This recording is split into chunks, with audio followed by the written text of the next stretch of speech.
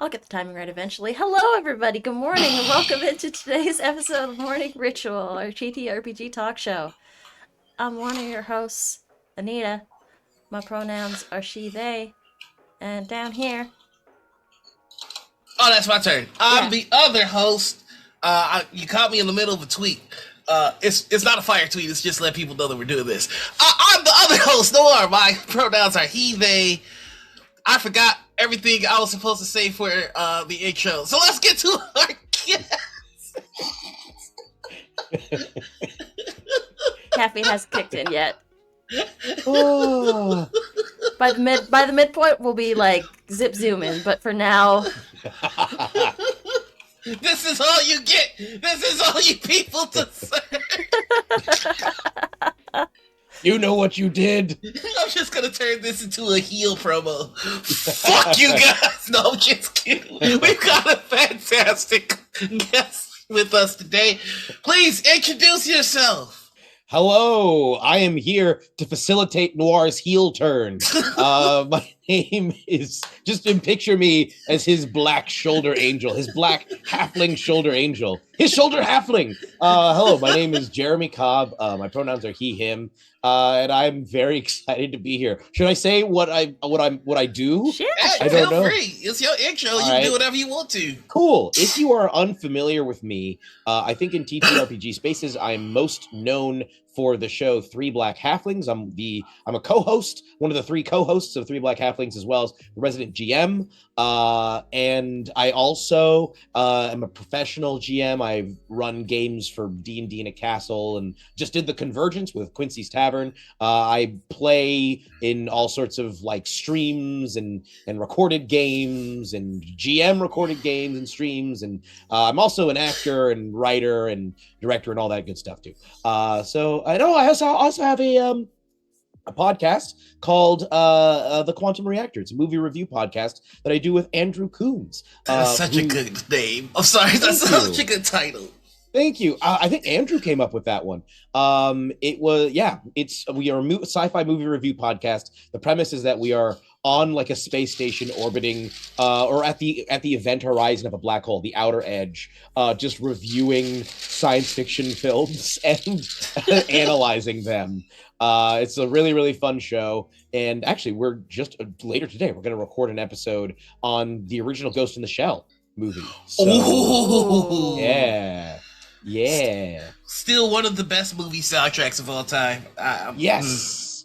I'm a big fan of Georgian polyphonic folk music, and the Bulgarian folk music that they were drawing from in that soundtrack is like similar, but similar in tone in some ways. I find it's really good. I love your music taste. I'm sorry. This is something that I don't think is that y'all keep having these moments where it's like, did we just become best friends over music? Well, listen, You keep having I've the had a scene lot. from Step Brothers play out. Yeah. I've had a lot of conversations with people, and when I say things like, "Oh man, I love Pamplemousse," it's usually followed by somebody looking at me like, Grapefruit? In What? French? You like French grapefruit? I did not know that's what Pamplemousse meant. I Yeah. thought Pamplemousse was a variation of moose that like Pamplemousse. No, pamplemousse is French for grapefruit. No, them pamplemousse. They love to go out there and eat them pamplemousse. Man, we can't get no Pamplemousse because all these Pamplemousse keep eating all the Pamplemousse. The dang moose eating my pamplemousse. I ain't never gonna make no money on this poplar farm if these goddamn Pamplemousse don't stop. I'm a very simple person. I take animal names literally. I think hammerheads work in construction. And when I Undersea saw- construction. Yeah, who's handling all the undersea work? The hammerhead sharks. And the first time I saw a real hedgehog, I was extremely disappointed.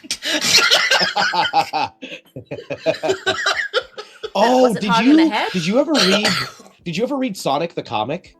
The British Yeah. Sonic the Comic? No. Anita knows. Okay. It was, for those of you who are unfamiliar, as well as Noir, this was a comic that was published in the UK in like through the 90s into the early 2000s. And it had its own set of like Sonic characters, kind of its own Sonic lore. This was completely separate from the Archie comics. Yeah. And We yeah, used to get it was copies like, of it in Canada too. oh, okay, yeah. It's Yeah. good, right? Or it used to be. It was good. It was really good. I used to like that one. I used to also like because they made companion comics for a lot of the Sega properties. They made a Nights into Dreams comics that was really good. Whoa. If you're not familiar with Nights into Dreams, it's like these kids uh, basically go into a dreamscape and they have Is this that the avatar one with called Nights the with the like jester thing. floopy hats? Yeah, And then you just float around everywhere. yeah, they fight nightmares.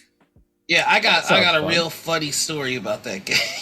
I don't know this one. I only know in Sonic the Comic there was a scene where they showed his origins, because in this version of the story, he wasn't called, the villain was not called Dr. Eggman. He was called Dr. Ivo Robotnik. Yeah. Which I think was actually supposed to be his original name, but Sonic calls him Eggman as an insult, and for whatever reason they just kept that in the games. I think that's actually the real game lore. But in Sonic the Comic lore, Dr. Ivo Robotnik used to be a really nice scientist called Dr. Ovi Kintober. And he was buddies with Sonic before he was blue. And so there are like scenes of a Sonic the Hedgehog with with brown small quills, who looks like an actual hedgehog. Yeah. And then there was an accident that turned Sonic into the blue version, but also like I think corrupted Dr. Ovi Kintober and turned him into Dr. Ivo Robotnik. Oh, Yeah. that's sad. Yeah, and he even had his own like animal companion buddies. He had a pig named Porker Lewis. He had a rabbit named Johnny Lightfoot, and I think Porker Lewis wore like a leather jacket. He wore like a leather jacket. He dressed like a greaser from the 1950s. There was Techno the Canary, who was best friends with Amy. And they had like their own adventures. Techno was just a real big techie, and I think was just like a low-key lesbian. But they never mentioned it. That's the vibe I got in retrospect. That's what the vibe I have in my memories of Techno. There was also Short Fuse the Cybernick, who was like a completely new kind of character for Sonic. He was like a little squirrel who basically had been captured by Dr. Robotnik and forcibly encased in a metal suit that was fused into his body, so he could never take it off. And he was originally supposed to be a badnik, which is what Dr. Robotnik calls his robots powered by little animals, but he somehow broke free of his programming and regained free will. And so he's basically this like cyborg going around, like this cyborg squirrel going around like with a vendetta against Dr. Robotnik. But he's like way darker than Sonic because he has a much more terrible past. Like, it was wild. It never fails to surprise me how hardcore the Sonic lore is. It really is. Let me see if I can, because I think I found the comic where Sonic is brown. It's from a promotional comic that was released in 91. Holy crap. I read it. I was reading in the late 90s through the early 2000s, but I think by that point they were actually reprinting the entire run. I think they reprinted the whole run twice. I'm sick of hearing about when things are created because it keeps making me feel old. Yesterday on Gen Con, we reported about the new Metal Gear Solid board game. And in the report, I was reading the script, and it was like, Metal Gear Solid came out in 1998, and then I almost threw up in my mouth. I was like, here is a link to the panel that we were talking about. Come on. I know that you can chat. I know that you can post this. Why can't you post this? 1 second. Come on, chat.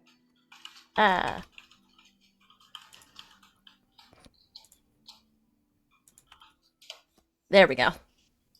some reason I couldn't post a message through that one. Okay, let's see. Oh my god, he full on is brown. Yeah. Yeah, with like normal quills. He looks like a hedgehog.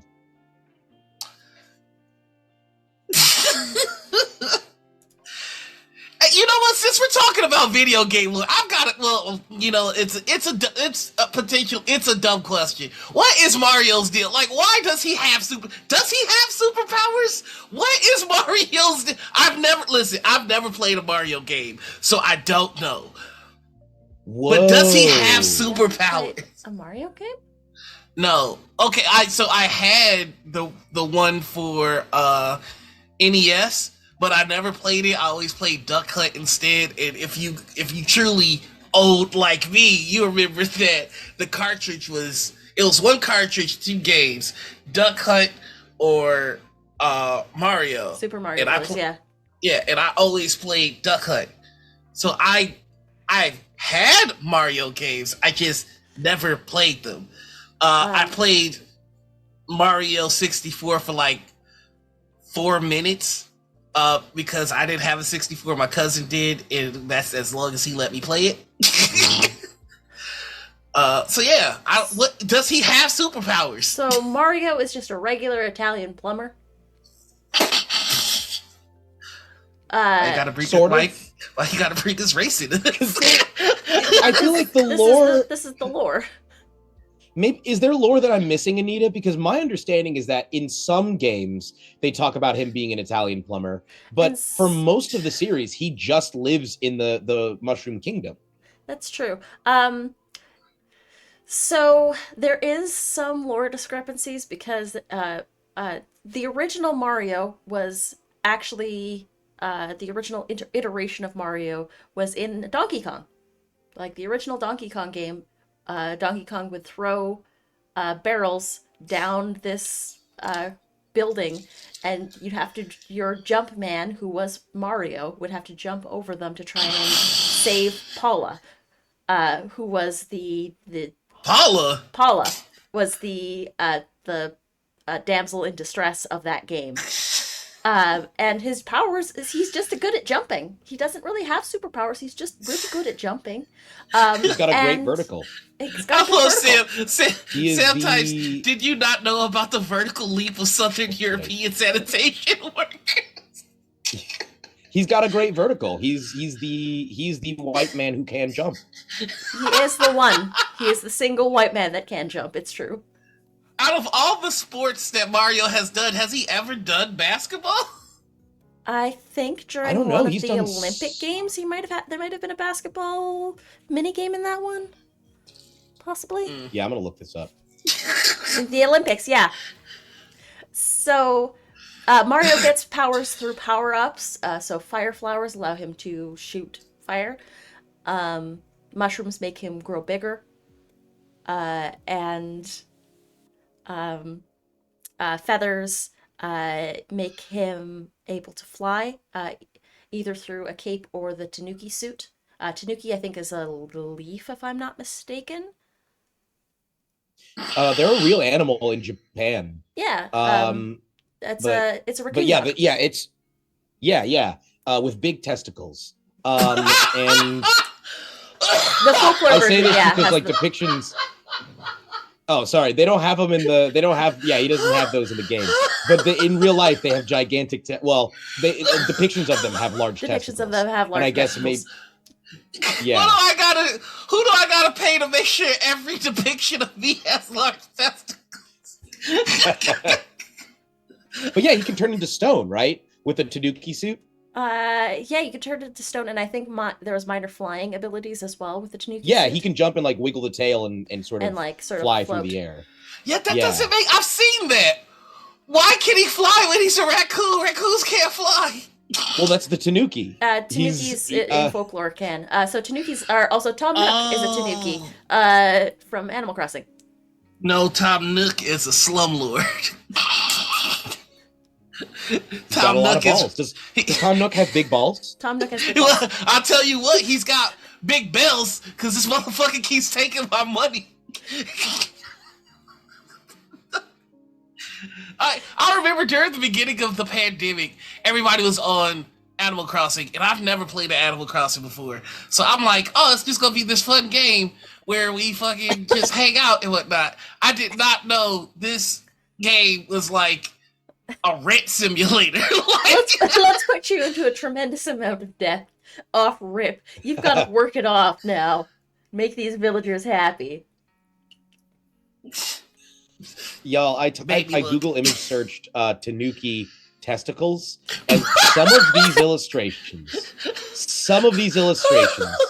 are truly shocking. I'm gonna drop them in the chat. I don't know if these are things we're allowed to share on Twitch. I can describe them. Maybe. Oh, you're not getting away with not describing it. We gotta get you. Safe search on. So the first one appears to be a group of Tanuki children and a Tanuki elder. The Tanuki elder and they're in a forest or some kind of grove. It's very pretty. And the Tanuki elder is sitting cross-legged on the ground. And their scrotum is so long that it is extending up so that their gigantic testicles are sitting in a tree, sitting between the branches of a tree. And the Tanuki children have brought sticks and are drumming upon the testicles, which have a large black symbol on them.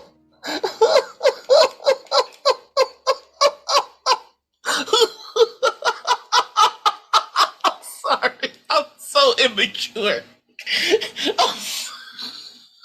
That's the first one. That's the first result. Anyways, Tanukis are. If you want, I have Japanese folklore is wild.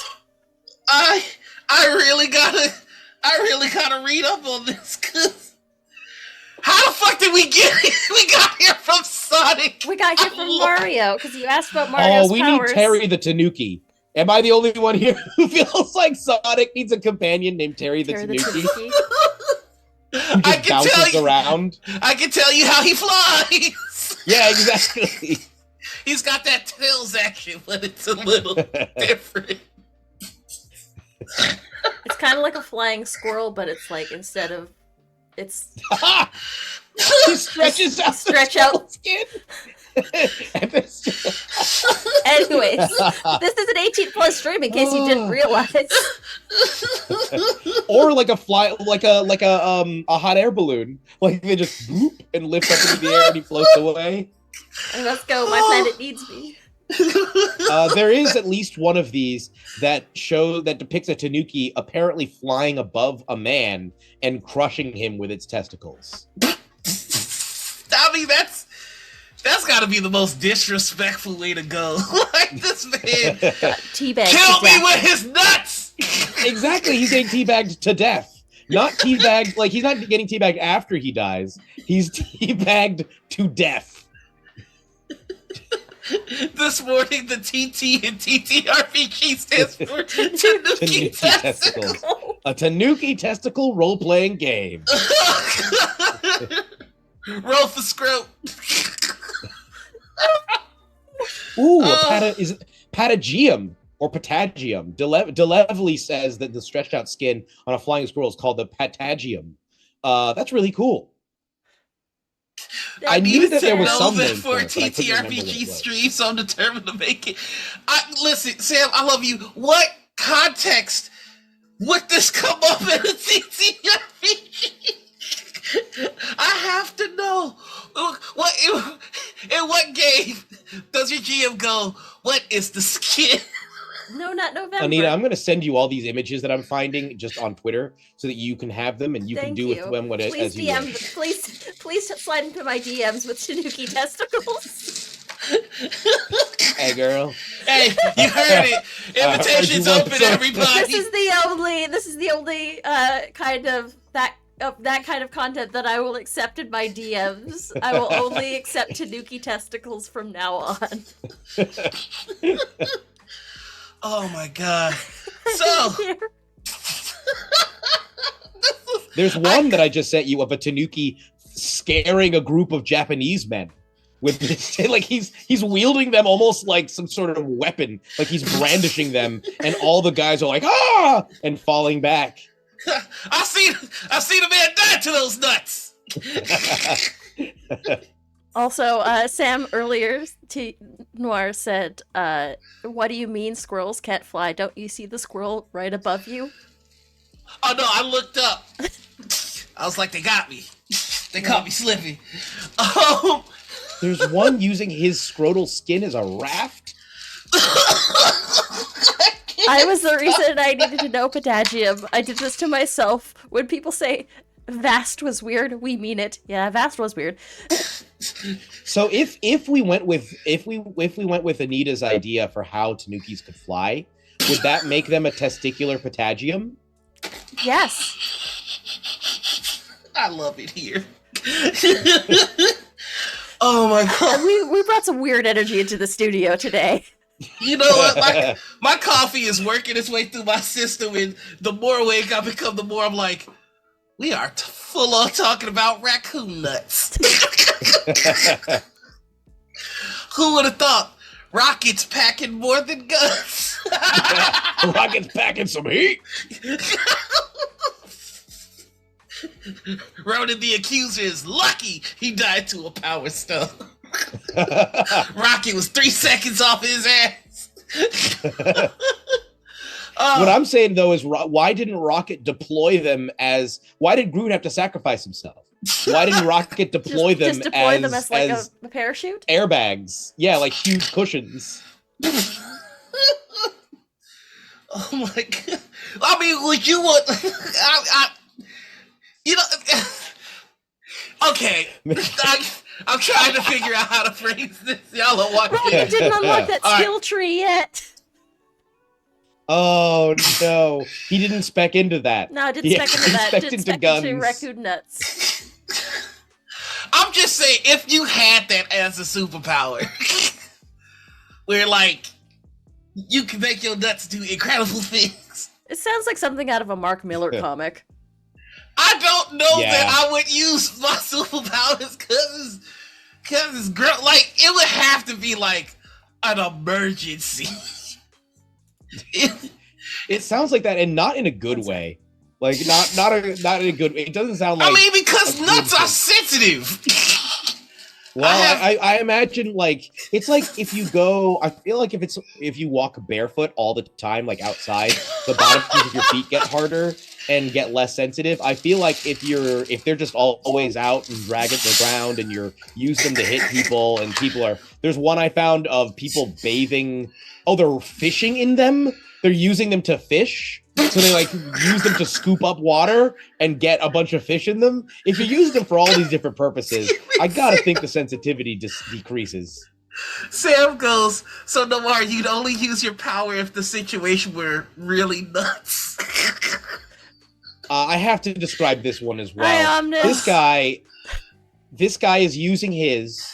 He's attached googly eyes to his. And has extended the scrotum out like a snake. We're still talking about tanukis here, right? To scare off his foes with a giant googly eye, pretending that it's like a giant serpent of some kind. I made the mistake of looking in my DMs.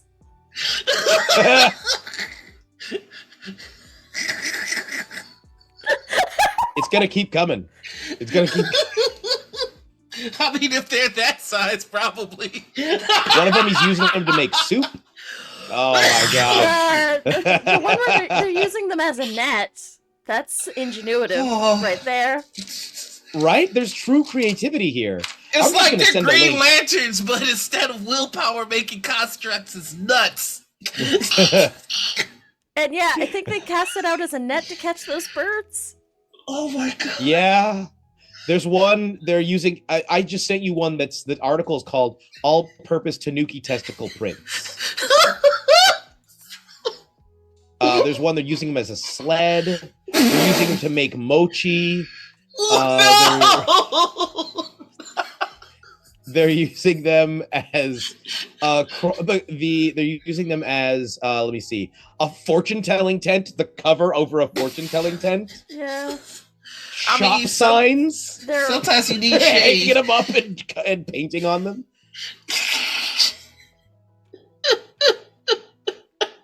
Oh, This is insane. we got here from Sonic the Hedgehog. Honestly, not that big of a jump. Considering all the weird Sonic stuff out there. Not that Oh, big of you a know jump. what? You right. Well, I don't know what's We going slipped. on with We didn't jump. We slipped and fell in. It was right there. the Sonic fandom scares me. We use those Tanuki testicles As into they a should. slide straight down to hell. Yeah. Sam says every day we move further from God. I think today is I'm just on extra a far. ball sack to hell. Yes.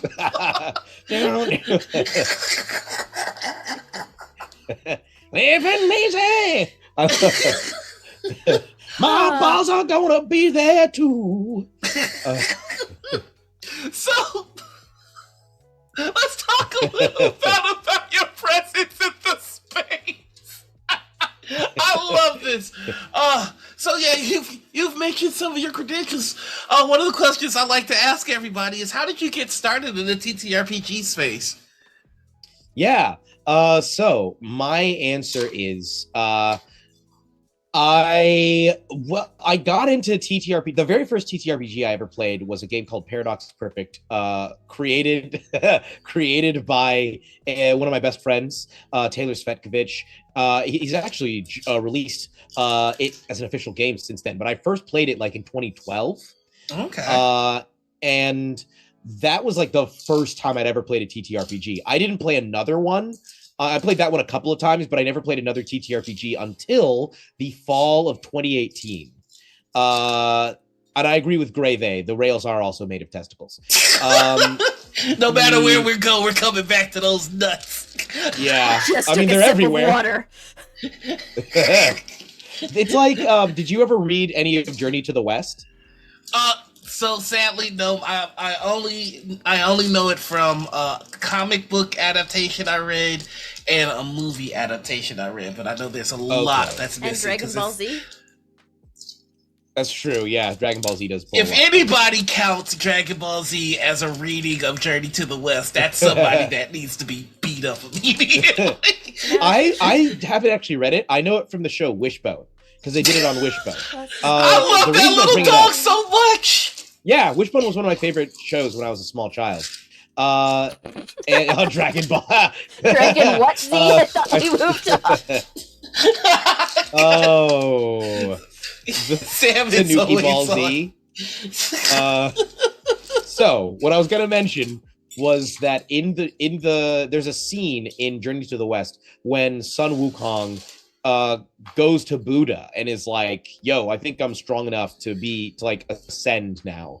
And Buddha, he basically is trying to prove how powerful he is. And Buddha's like, okay, well, if you're so strong, go leave a mark on that mountain way over there. You see that? And he's like, oh, okay, that mountain over there. And it's like the other end of the world. It's like, easy. And he jumps off and flies over, touches the thing, leaves a mark on it, flies back to Buddha. And he's like, see, I did it. Haha, make me a god. And Buddha's like, did you? And he holds up his hand and the mark is on one of his fingers.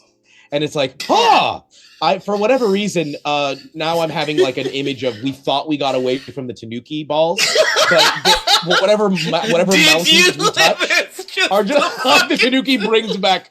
Did you? And Hi, Jeremy. I have noticed. God damn it, Sam.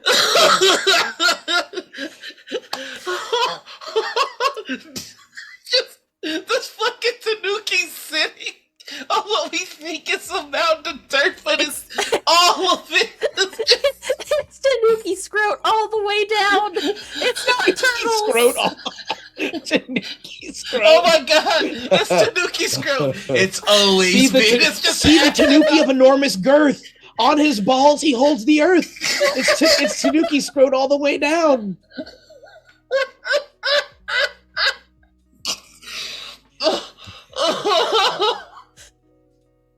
Enormous girth really takes on another meaning in this context. But anyway, TTRPGs.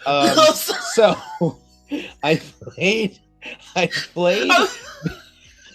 played D&D for the first time Mhm. in the late October 2018. I was on tour with a play, but my friend, gonna give him a shout out, Ryan, gave like he somehow organized a game, and he'd never played either, but he had a friend who had played and was going to DM for us. And so he called me like at 1 a.m. and had me like making a character while I'm in like this creaky old English house where the sound is carrying and the people in the rooms next to me can hear me trying to talk about like what the different D&D races are, and like what a gnome, like they have gnomes. Okay, let's do a gnome. What kind of gnomes are there? And we're going through, and my very first D&D character was a deep gnome named Greeble Longpike. He was a deep gnome, although the DM kept mistakenly calling him Longpipe. I just hear in like a yeah, exactly. So this is true. Also, the DM for our very first game, who coincidentally was also named Ryan, was, I kid you not, an anti-racist skinhead. He was a skinhead who belonged to a group of skinheads who went around only beating up other racists, other skinheads who were racists. It's just somebody that loves their hairstyle so much that they fight people that give that hairstyle a negative connotation. Basically. Okay. Ryan? Did he also go by Morris? I don't know. He was English. Okay.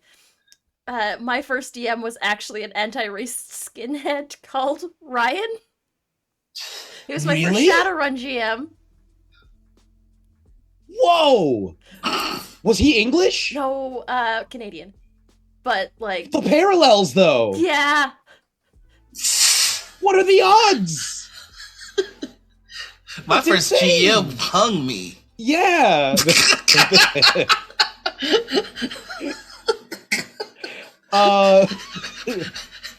That is insane. We missed. we were so close. Yeah, so that was, and actually the first time I ever played it he was actually running a Pathfinder adventure. It wasn't even D&D. I made a D&D character, and then he just ran Pathfinder.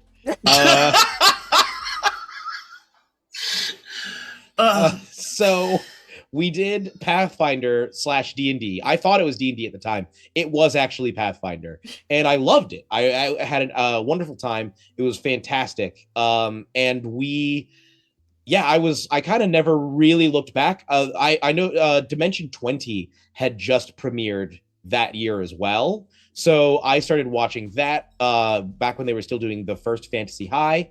I then in February of 2020 or 2019 started DMing myself.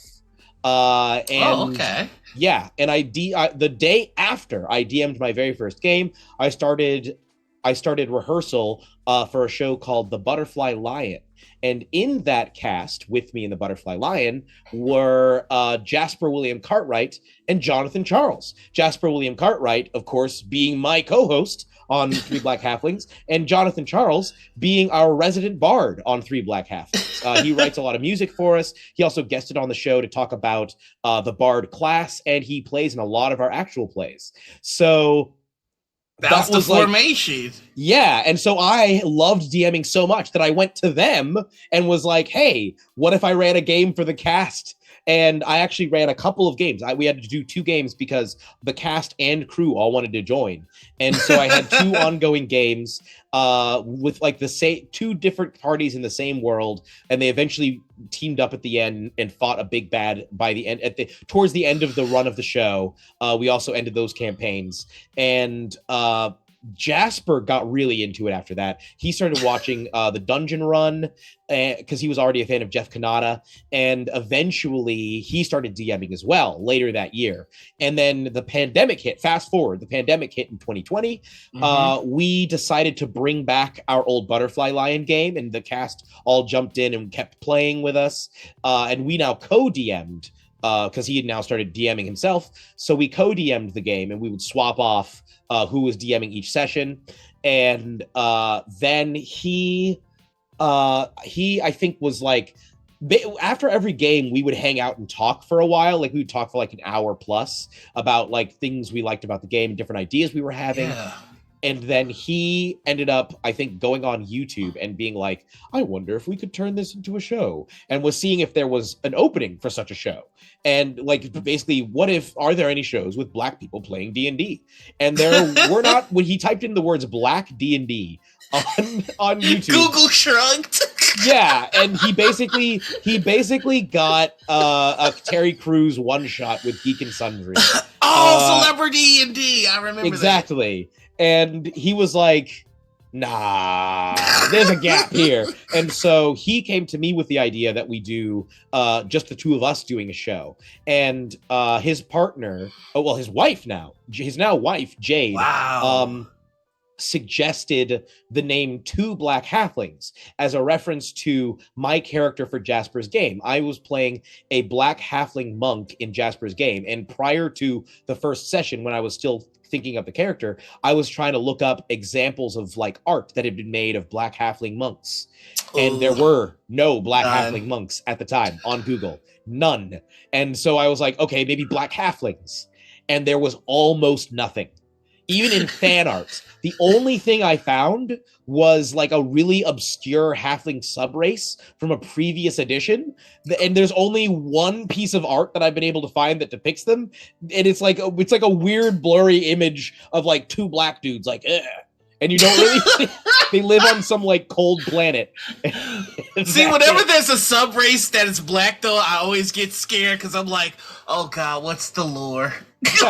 I'm gonna find them for you because I can't remember what they're called. Some kind of there's some kind of halflings. I'm gonna go to Forgotten Realms while we're having this conversation. But anyway, we recorded the very first episode of Two Black Halflings, and it was a mess. I had a fan on underneath, like at my feet, and so there's like a through the whole thing on my end, and Jasper was recording on his phone, and he kept getting excited and moving the phone, so it'd be like, what?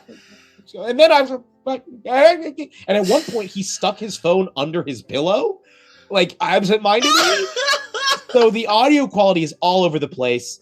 We were very much still finding our feet. We were like, let's give this another shot. Jasper suggested adding a third person, and he went and found an acquaintance of his from drama school. They weren't even like really good friends. They had been in different years at drama school, but he saw them post on Facebook about D&D, and they were a black person. And he was like, here we go. And at the time they used she, her pronouns. So we were like, yes, a woman. Yes, let's get a woman on here. So it's not just two dudes. And he contacted them, Luyanda, Unati, Luis Niawo, but everybody calls them Unati. And we just, like, I'd never met Unati before. He and Unati weren't really friends. They'd barely spoken in years. But we all hopped on a call, and it was like the chemistry was immediate. It was great. And we were like, oh, awesome. And everything just sort of went from there. Within a few weeks of us publishing episodes, Rick Perry found the show. Rick Perry, who makes the props and designs and stuff for D20. And through him, we were able to get in contact with Lou Wilson, who then got us Brennan, or get us in contact with Brennan. We got onto Dragon Talk pretty quickly. Like they invited us on. We got like guests that we never thought we'd be able to get ever. We got within the first like 3 or 4 months. And we were like, this is insane. How is this possible? And the show grew very quickly. And then come 2019, we were like, well, what if we were to try or not 2019, sorry, 2021, because this was in the summer of 2020. It also helped that a show about 3 black people discussing issues of diversity premiered in the summer of 2020. Yeah. It was fortuitous timing there. We kind of captured the zeitgeist of left-leaning people with that one. So yeah, it kind of took off from there, and everything was just sort of flowered and bloomed after that. And in fact, going back to Paradox Perfect, I've been privileged enough to run it on our show twice now. Once with Brennan, actually, as one of the players, and Drac, who you've had on here. Draconic came on. My nemesis, my enemy. I will never let will they be the first target of your heel turn? See, okay. Short story. The reason that we're fucking enemies is, I don't know if you remember, I think it was in 2021, there was some meme going on about how like there's a certain day black folks are going to wake up and get their superpowers. Yeah. I think at one point I posted that, like, I can't wait to get my superpowers. And Drac responds, I can't wait to get my superpowers. I'm going to be a villain and destroy everybody. And I'm like, well, I guess that makes me the hero, so I'm going to stop you. Whoa. Awesome. So, like, what were your powers going to be? I don't know. I was hoping for anything. Honestly, though, being truthful, I would have been a villain. I would have been right alongside Drax, just messaging. But it was a beautiful thought to imagine every black person waking up one day and just having superpowers. Yeah. I still think about it.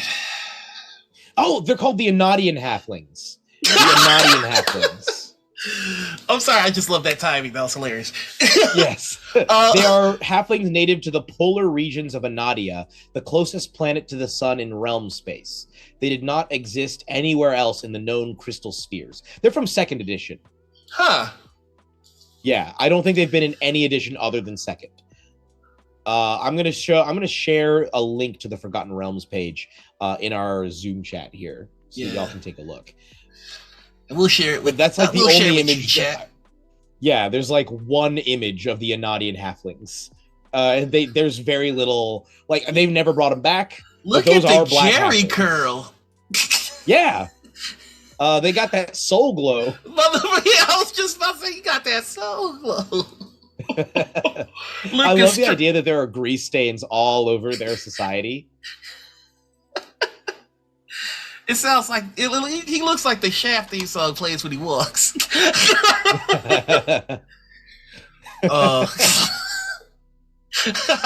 In my head, the black halfling who has a lot of flings. A cautious people, they were loyal to their family units and to their society, strongly opposing any outsider influence that might disturb their way of life.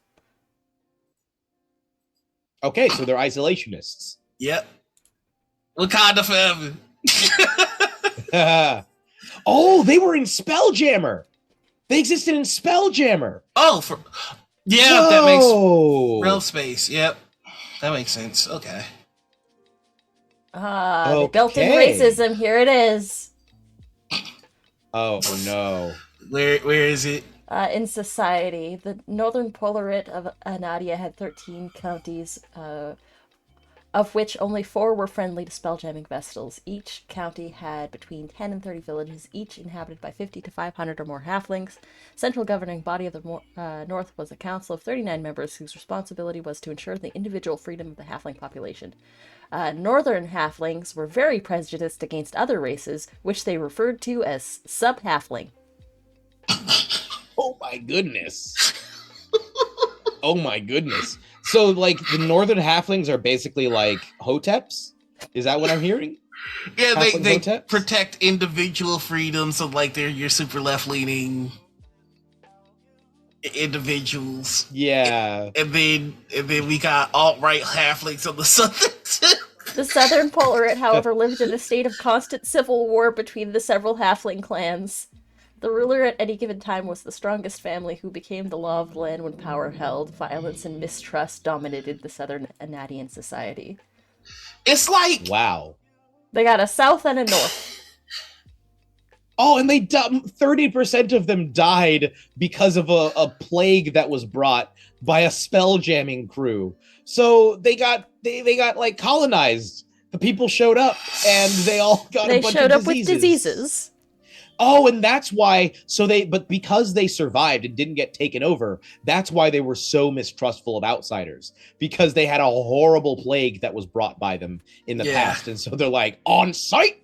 Ever since then. I want that to be my text notification. On site! It looks like there's even some pixel art, I think, from one of the video games. Wow, yeah, I'm looking at this. This one guy, he doesn't even really look black. I don't know what that mustache They gave up on that. I've never seen a black man with that kind of mustache. One of them kind of looks like Unati.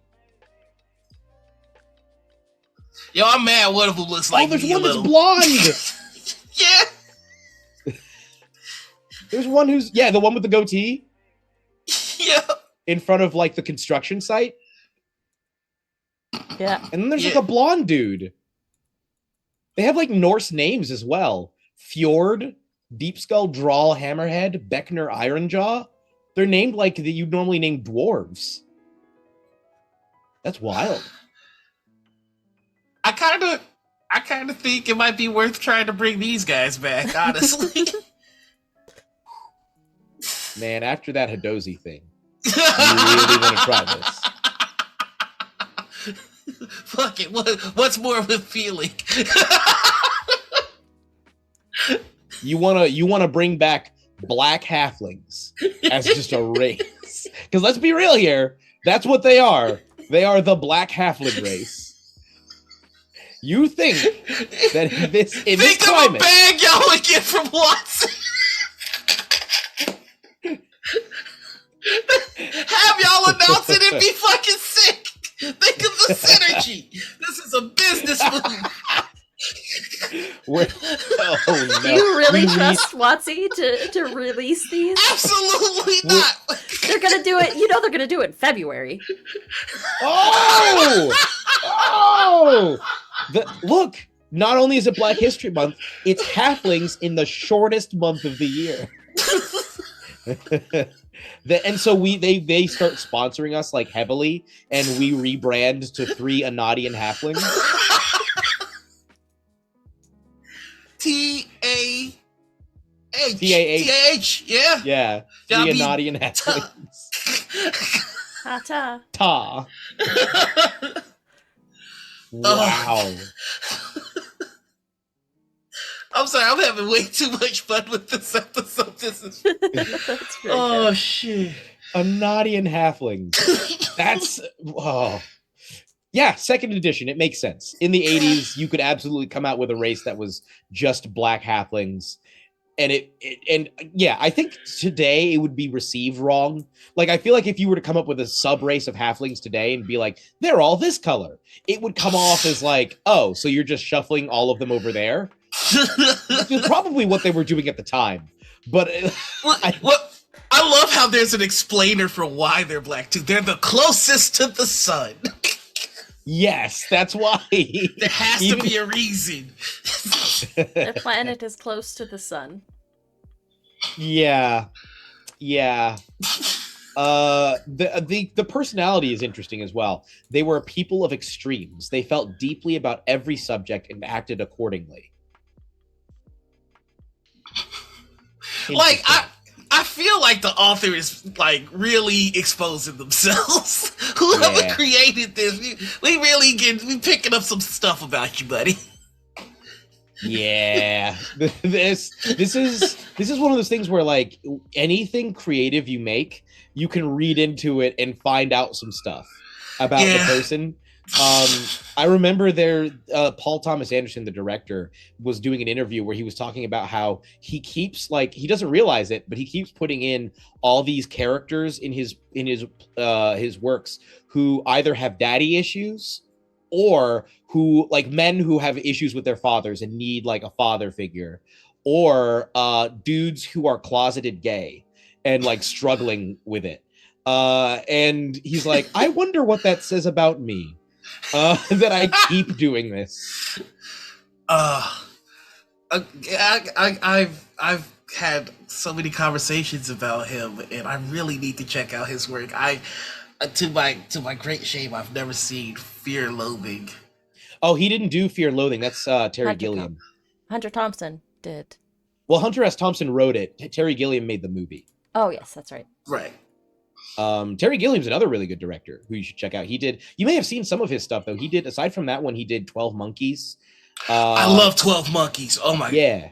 He also directed Monty Python and I think he did Life of Brian or Holy Grail. He co-directed Holy Grail. He was not allowed to direct Life of Brian because he was too artsy. But he was a member of Monty Python. So if you've watched Monty Python's Flying Circus, he used to do the animations and he was in a few sketches. I don't know why, but those animations always scared me. There was something about them that was just like Yeah. horrifying. Like Also that. did super Time surreal. Bandits. Yeah, he did Time Bandits. And The Adventures of Baron Munchausen, and also Brazil. That's another one that he did. Yeah. And Heath Ledger's last movie, The Imaginarium of Dr. Parnassus. Oh, that's the one where his friends filled in all the scenes that he wasn't able to finish. Yeah. Johnny Depp and Colin Farrell, I think, stepped in to play the other parts. I think it was Colin Farrell. Yeah, I think there was. No, I may be getting my movies mixed up. I think I'm getting this movie mixed up with oh my goodness. There's I think it's a Bob Dylan. Oh yeah, I'm still there. Or no, it's I was thinking I'm still here, but that's the Joaquin Phoenix movie.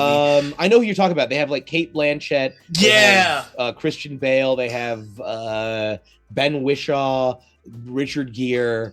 But I cannot remember. Yeah, I know which one you're talking about. Yeah, I just can't remember the name. I was getting those confused because of the same concept.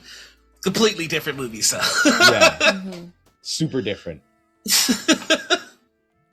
I'm like looking at Terry Gilliam's movie.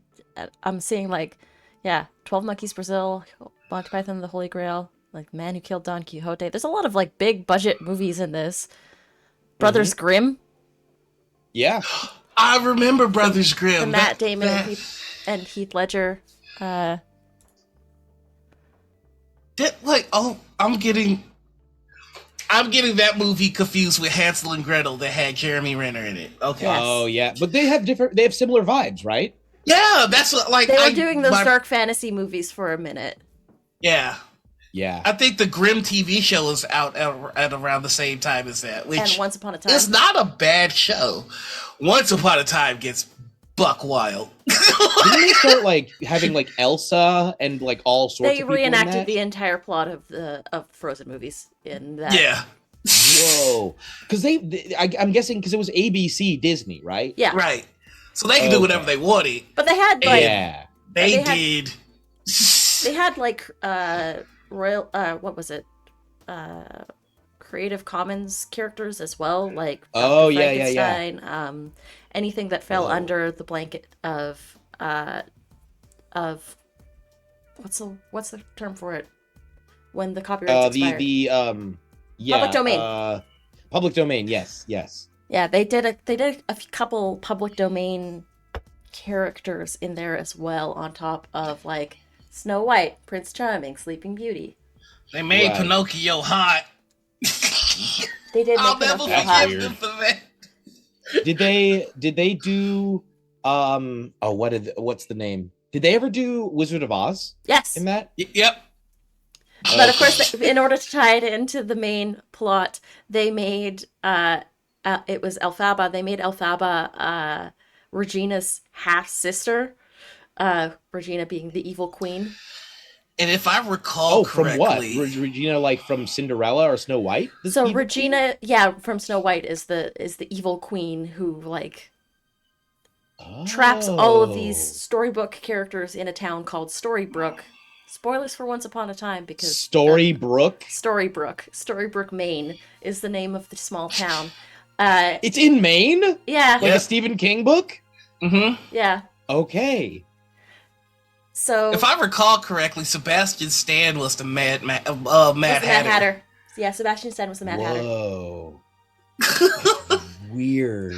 I watched a lot of Once Upon a Time until the Frozen season, and I'm like, oh god, they're really just the mouse now. Like they were like subtle about it, like to begin with. Then after they brought in Mulan. They did bring in Mulan. They're really stretching now. Then they had a spin-off. They had a oh my god, they did! Yeah, the spin-off was for Wonderland. Once Upon a Time in Wonderland. I've gone to the Wikipedia page now, and I'm looking at Cruella de Vil, Maleficent, and Ursula, along with Rumpelstiltskin. Yeah, Rumpelstiltskin was another. He was the main player, main bad guy. This feels like part Fables, part like Kingdom Hearts. Yeah, a little bit of both of those things, absolutely. Oh my god, what a fucking missed opportunity for Kingdom Hearts. If they had if they had Sora show up, I would have shit my pants. I would have watched the show if they suddenly tie in Kingdom Hearts and they get like Square Enix to give them the rights to the Final Fantasy characters. That so, would like, have been Sephiroth so lit. shows up. Oh, what a missed opportunity. That would have been incredible. And then they could have had every person who's shown up in Kingdom Hearts. So they could have had like Steamboat Willie. I don't know how they do Steamboat Willie in this show, but they don't actively do any of like the mascot characters. Okay. But they do like all of the Disney princess properties.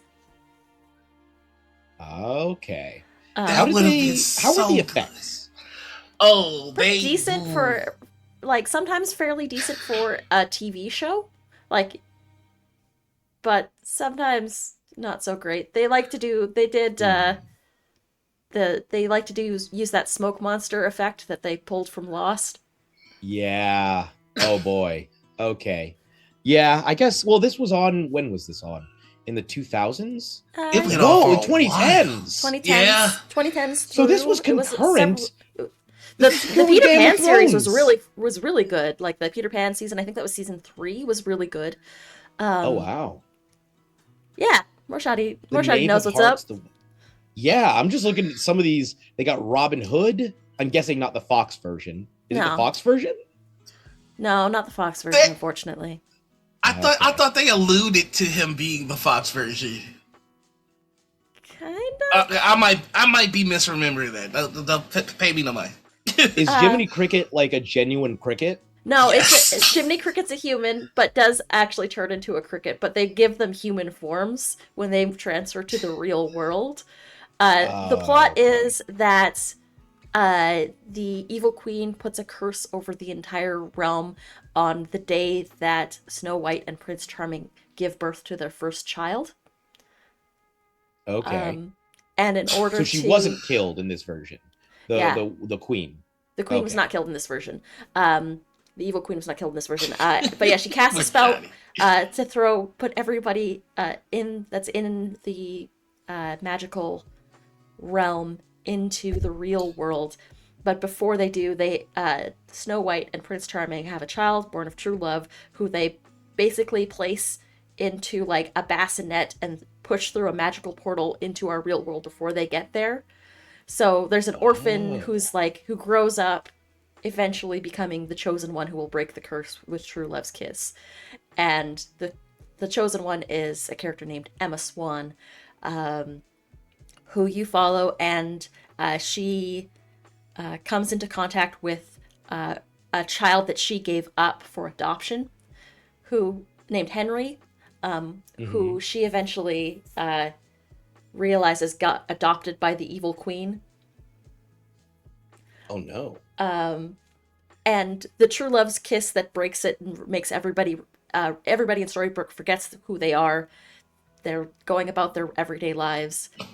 But the true love's kiss that breaks the curse is Henry gets hurt and is dying, and Emma kisses him like a mother kissing a son. And that's the true love's kiss that breaks the curse in the first season. That makes me happy. This is making me want to play in a Once Upon a Time campaign. Yo, I actually did something like this for my version of the Feywild. So the very first D&D game that I ever ran, that campaign was with some friends from my drama school, and back in England. And there was one of the characters, as part of her backstory, originally came from the Feywild. But then when I started looking at like the D&D Feywild, I felt like they were leaving a lot on the table in terms of like what fables and fairy tales and mythical stuff they were drawing from. I was like, they're drawing so heavily from just like the sort of like a take on some of the traditional old fairy tale stuff. Yeah. But it's like, we got all these new fairy tales, and it's not like fairy tales, quote unquote, don't, at least in the common in the common parlance, the way that we use it now, don't exist across cultures. Why aren't we using like fables from other worlds as well? And so I had like a whole thing worked out where a lot of the characters from those stories like had crossover. Like Puss in Boots was like a landlord. Like he'd gained control of like a whole region. I can't even remember the bridge troll. I think was like guarding the air, like that had fought the three Billy Goats Gruff. Like was guarding an area in Puss in Boots's land. There was like the Billy Goats Gruff were like also in league with Puss in Boots and were feared by a lot of people. They all like served Snow White. It was like a wild thing. I can't even remember everything, but it was like really extensive. Like I could talk like I remember I tried to explain the lore to somebody one time, and it took like 15 minutes to describe like who all was in league with who. But I also had like Wonderland as part of it. Like I had the Feywild bordering on like the Plane of Dreams, and the closer you get to the Plane of Dreams, the weirder the stories get. So you get to like the Wonderland, like real close to the border, and also Oz, like way closer to the border, because Oz in the original books is super weird, like very strange. Yeah, and so that was like part of it. Yeah, I was really happy with that version of the Feywild. We barely got to play in it, unfortunately, because the campaign folded like 2 sessions in. Specifically to the Feywild part. We've been playing for like 2 years, and then it just abruptly ended partway into the Feywild. It was very sad. Yo, I think I've had a couple of campaigns fold at the Feywild part too. I don't know if you ever want to bring that back, though, I would love to play. That sounds so much fun. If I can, I'll have to look through my notes and find like a description of who's in league with who. I know the Three Little Pigs. The Three Little Pigs they had already encountered the big bad wolf, and so I think 2 of them were dead, and the remaining one was a full doomsday prepper. The third little pig, his brick house was like a brick fortress. It's a bunker. Yeah, it was like a fortress with an extensive bunker system underneath. And the big bad wolf was the same big bad wolf who had fought Little Red Riding Hood as well. They were conflated in this version. And the woodsman, the huntsman who killed him, or the woodsman who killed him, or sliced open his stomach, in this version, he managed to survive. And he went to Baba Yaga and asked for her to help him against the woodsman. Who also, in this version, the woodsman was also the huntsman, I think, who had helped out Snow White. And he was like, look, I need your help.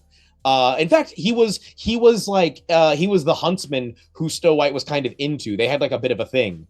And he went to Baba Yaga and was like, look, I need your help. And Baba Yaga in this version was like the mother of all hags. So all the witches were now hags. So even though they still, like, all the storybook witches now doubled as her children. So she was like, I'll get one of my kids to help.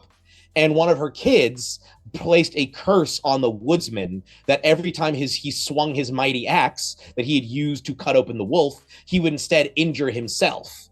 And so as he was going about his day, doing his work, he kept accidentally cutting off pieces of his own body. That sounds like the Tin Man.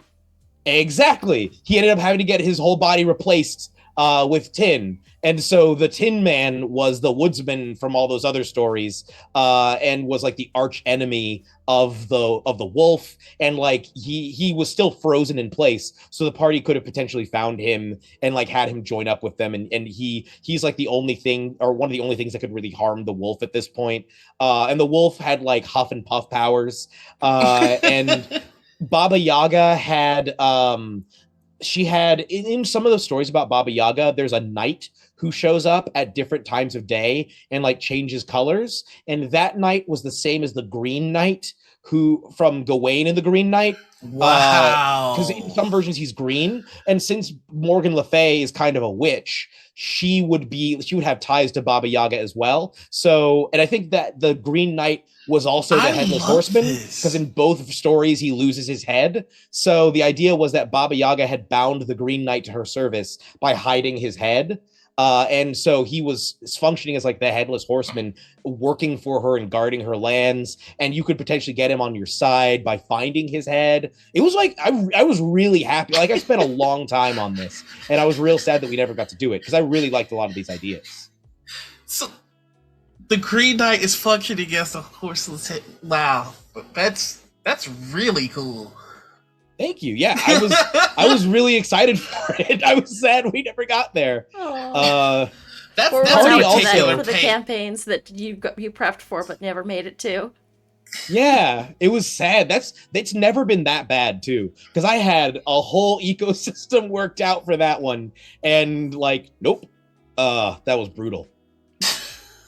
In fact, actually, that was part of their mission. They had met in order to get to the Feywild. They had met up with a witch who basically was low-key the witch who had attacked Hansel and Gretel and been cooked in the furnace. She had survived in this version and had been forced to leave the Feywild after that. And so she sort of lived, she still had like ties there, but as like a daughter of Baba Yaga, she still had like connections. And so she was able to transport the party to the Feywild. But while they were in her hut, one of them like mistakenly said like thank you or something, which of course with like Fey, you're not supposed to say thank you because then it seems like you owe them something. So she demanded that they bring her the heads of Hansel and Gretel in the very furnace that they used on her.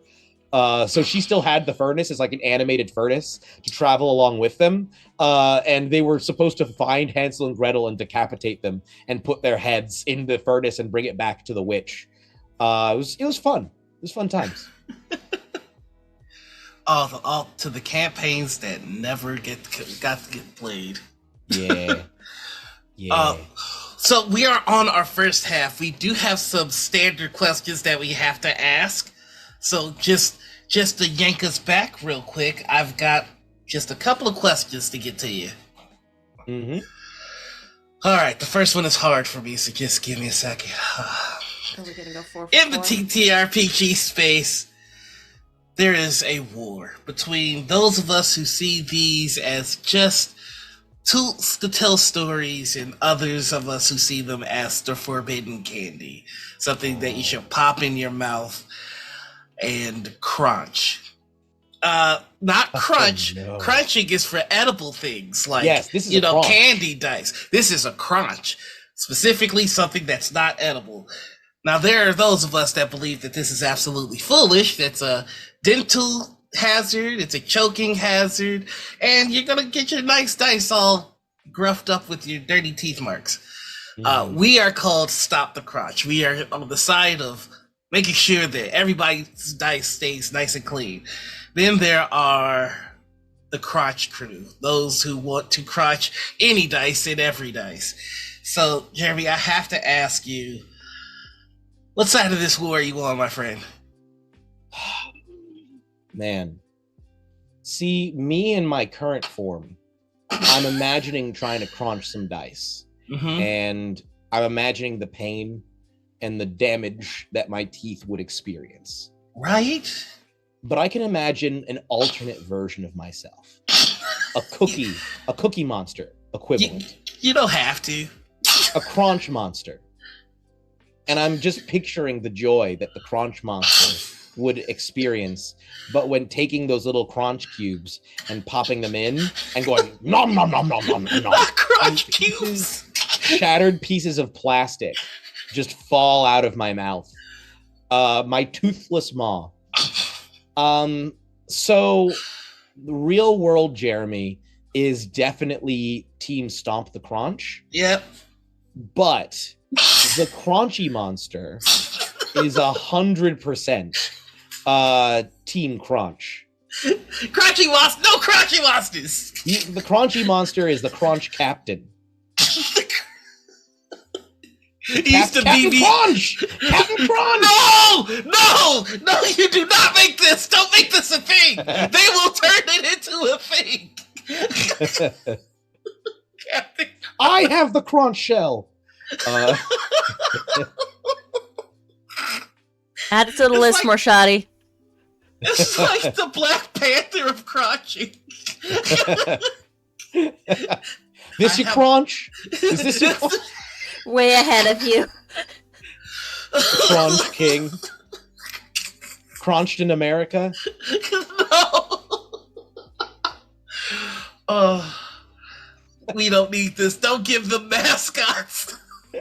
This is the last thing we need. Crunched in America. I'm trying to think of other ones.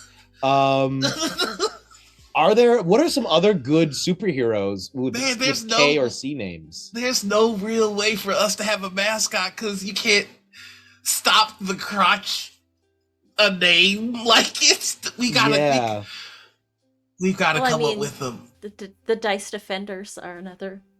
Oh, Dice Defender is a good one. Yeah. Oh yeah. This is a great list. Swallow Savior, Kappa, Let Them Die. Okay, so we gave the question to Kappa. Kappa's response was like, if people want to crotch, just let them die. And so that's the side he took. Wow. Law and Jaw, I believe, was Black Girl Mage, whose rule was if you want to crotch, you have to get a law degree first. So that you could defend yourself in court. Against, I guess, or so that are you going to be suing the dice companies after you ruin your teeth? Is that the idea? I believe so. I believe so. What about crunch-sponsible? Be crunch-sponsible. Those are the cowards that refuse to choose a side, like Anita here and like Brennan. You fucking cowards. Brennan is team crunch-sponsible? Yes, Brennan is team crunch-sponsible. Like, if you want to, you can, but crunch responsibly? Is that what the idea is? Right, but you can't inherently do something that's irresponsible. Responsibly. That would be like me telling you, hey, when you steal that cop car in a Speedo with a rifle, when you do to shoot outside the window, make sure you do that responsibly. Yeah. There's no responsible way to do irresponsible. Yeah. This does sound like a heroin, please use responsibly. Sort of like, what? The Team Crunch Responsible is advocating for we do not shame those who wish to crunch the dice. We do not shame those who wish to not crunch the dice. Our options here are simply to offer safe alternatives to crunching. But they don't want the safe alternatives. What are the safe alternatives? Candy dice. Chewable dice and candy dice. But they say that's not crotching. They say what about like crunching. metal teeth caps? Like crunch friendly like caps, like mouth get yourself like a nice guards little mouth guard, put it in before you crunch. It's still a choking hazard. What if it has a net in the back? Like a dental dam, but for what if it's like dice.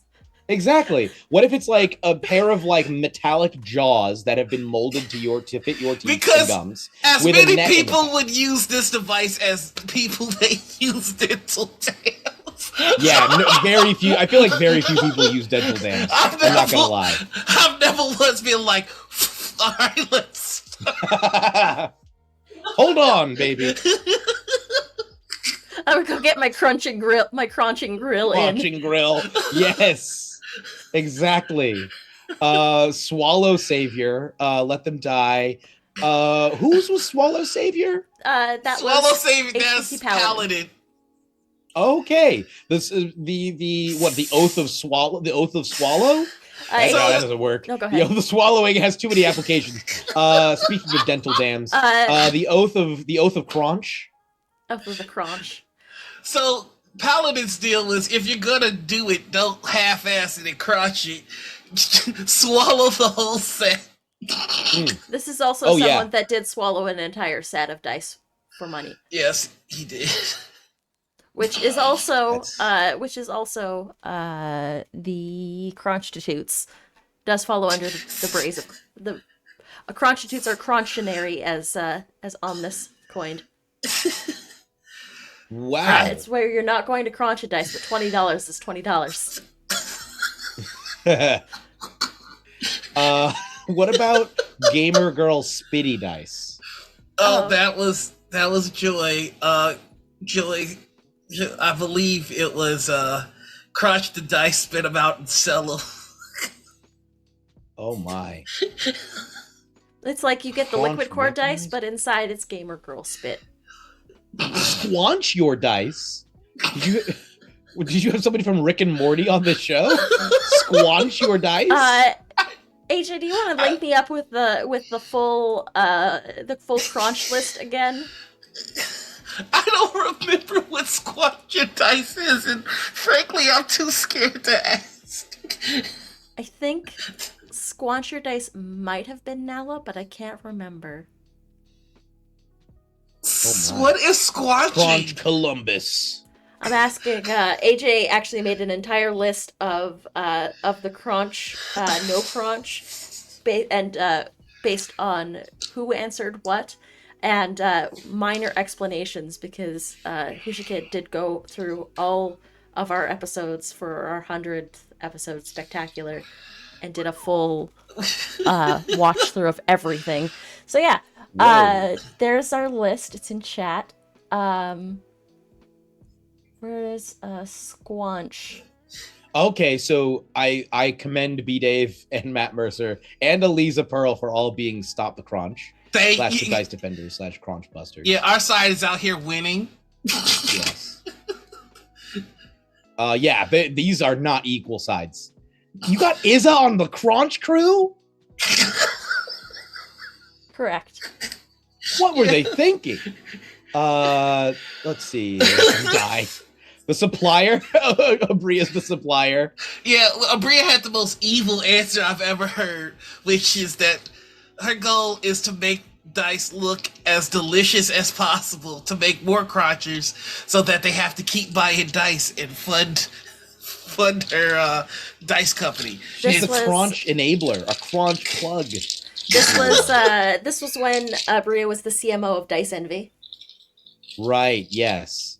What are the crunch allies?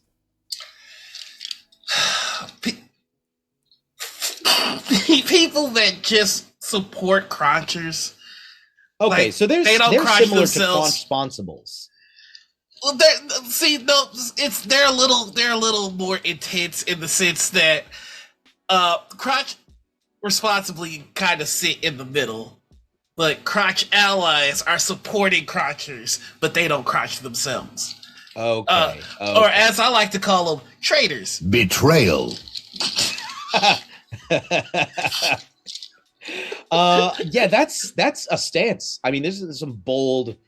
I love Mark Meir Canadian non-answer. There was a very Canadian non-answer from Mark Meir. He danced around the question so well. Oh, I gotta see this as a clip. I want to see him do this. That sounds great. I kept trying, and he Canada'd at me. There's no other way to explain it. He was just so lovely and nice. He's over there. As someone who grew up in Canada and recognizes Canadian politics, it was the most Canadian politician answer that I have ever heard. Because it did not answer the question, but it completely danced around the point. And here's what gets me. He acknowledged that he's not answering the question, but in such a way where it was just like wink, and I was like, I see you, I caught you, and then it was like back to being Canadian again. It was fantastic. He let you know what he was doing. Right? And then he did it to you anyway. He told you what he was gonna do. He's like John Jones. Did you guys ever see, are you guys familiar with MMA at all? Yeah. Yeah. Did you see the video of John Jones when he was going to fight Cyril Gahn before he fought Cyril Gahn, saying what he thought Cyril Gahn's weaknesses were and how he planned to exploit them? He's just listing them out. So for those of you who aren't familiar, John Jones is one of the greatest mixed martial arts fighters of all time. He's probably other than maybe Demetrius Johnson, the greatest mixed martial artist still fighting.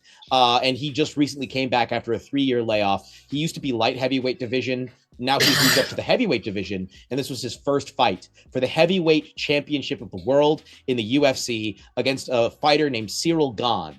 And Cyril Gane's an incredibly gifted kickboxer, but not much of a wrestler at all. And in mixed martial arts, of course, you have aspects of kickboxing, but also grappling. And Jon Jones is good at everything.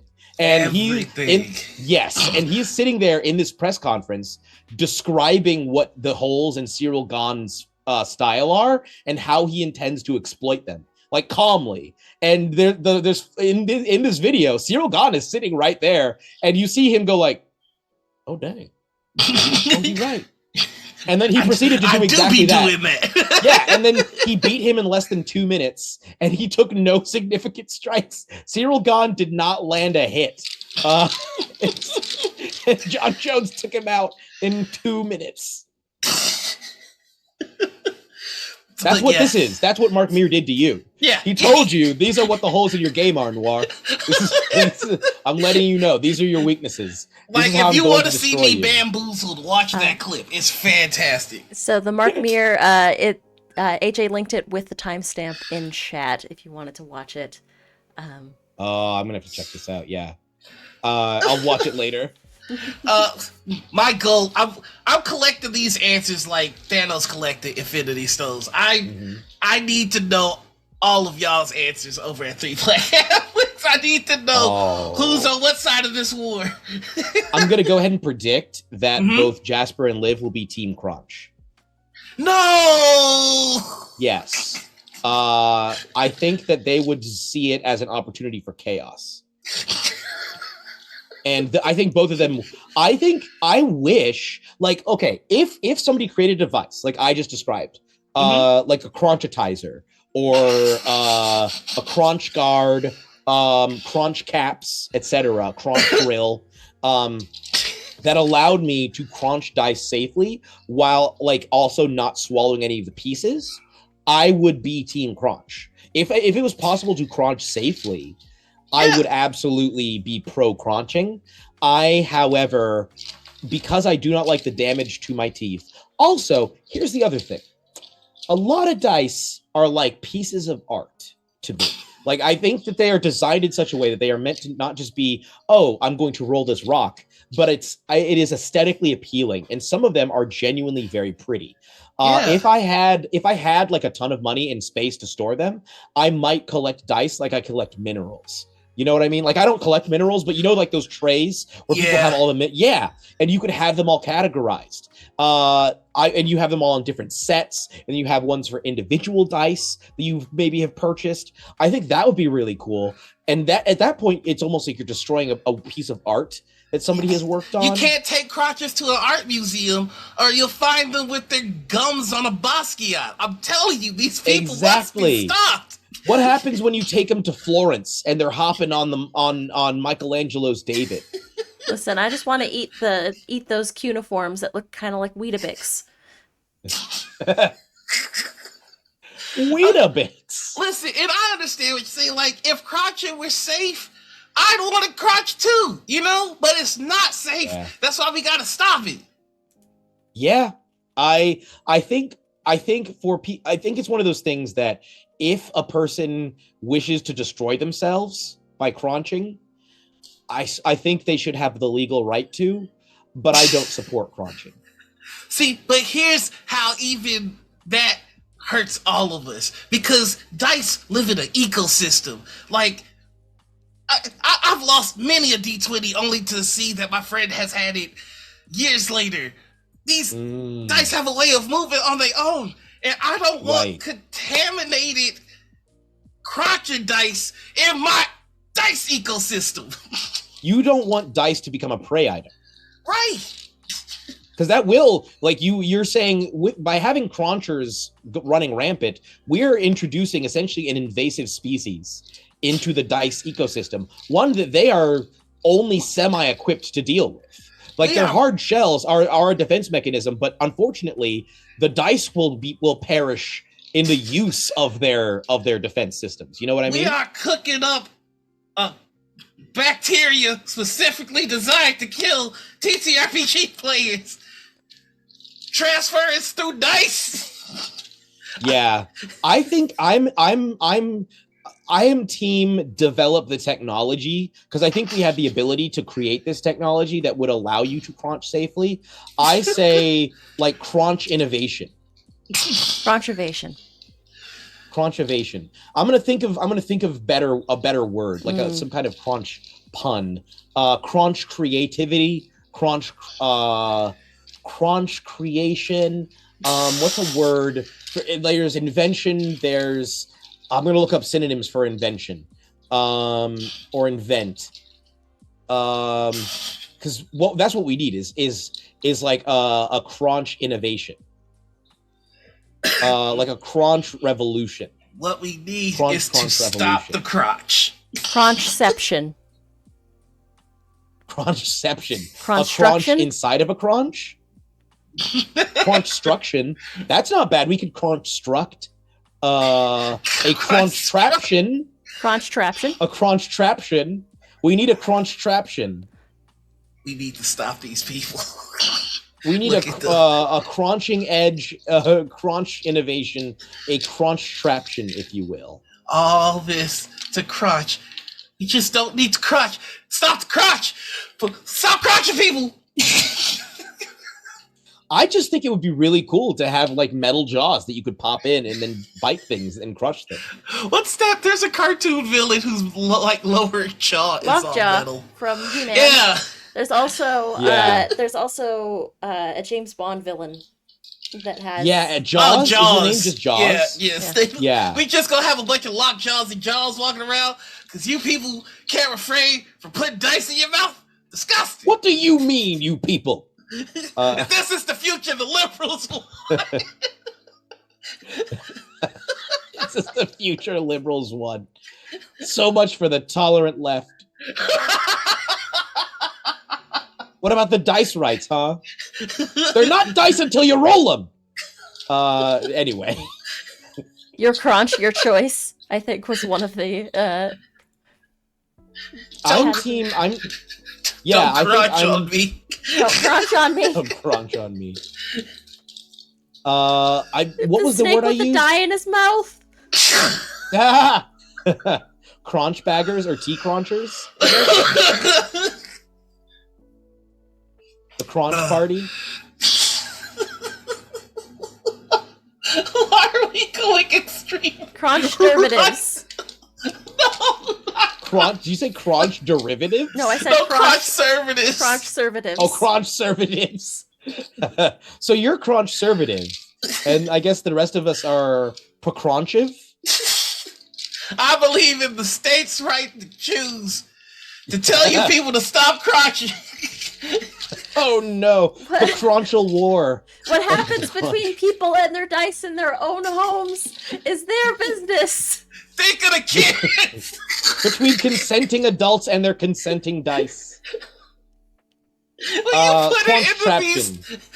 put it into these terms, you really see how fucking stupid these people are. Because it's not hard to imagine for some reason dice crunching being the next outrage wave.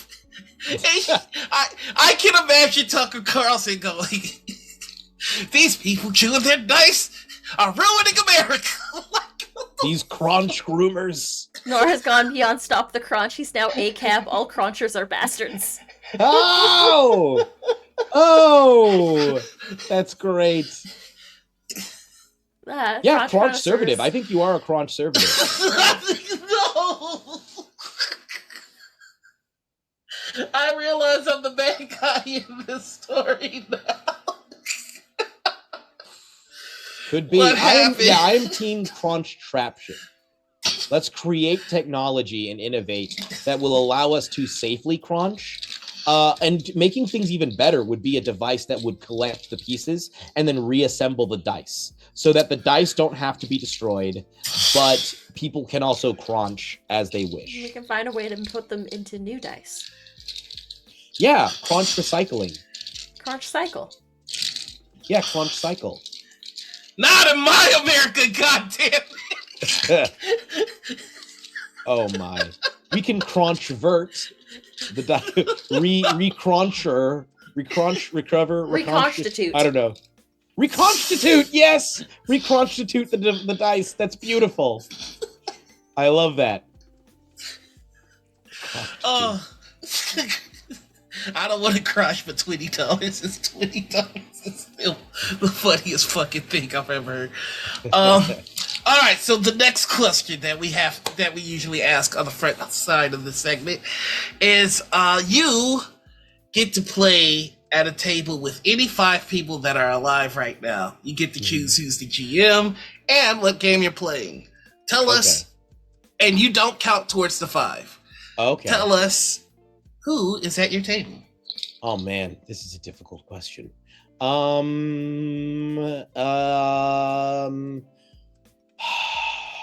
Man, this is a very difficult question because I'm like, is this a public game? Is this a private game?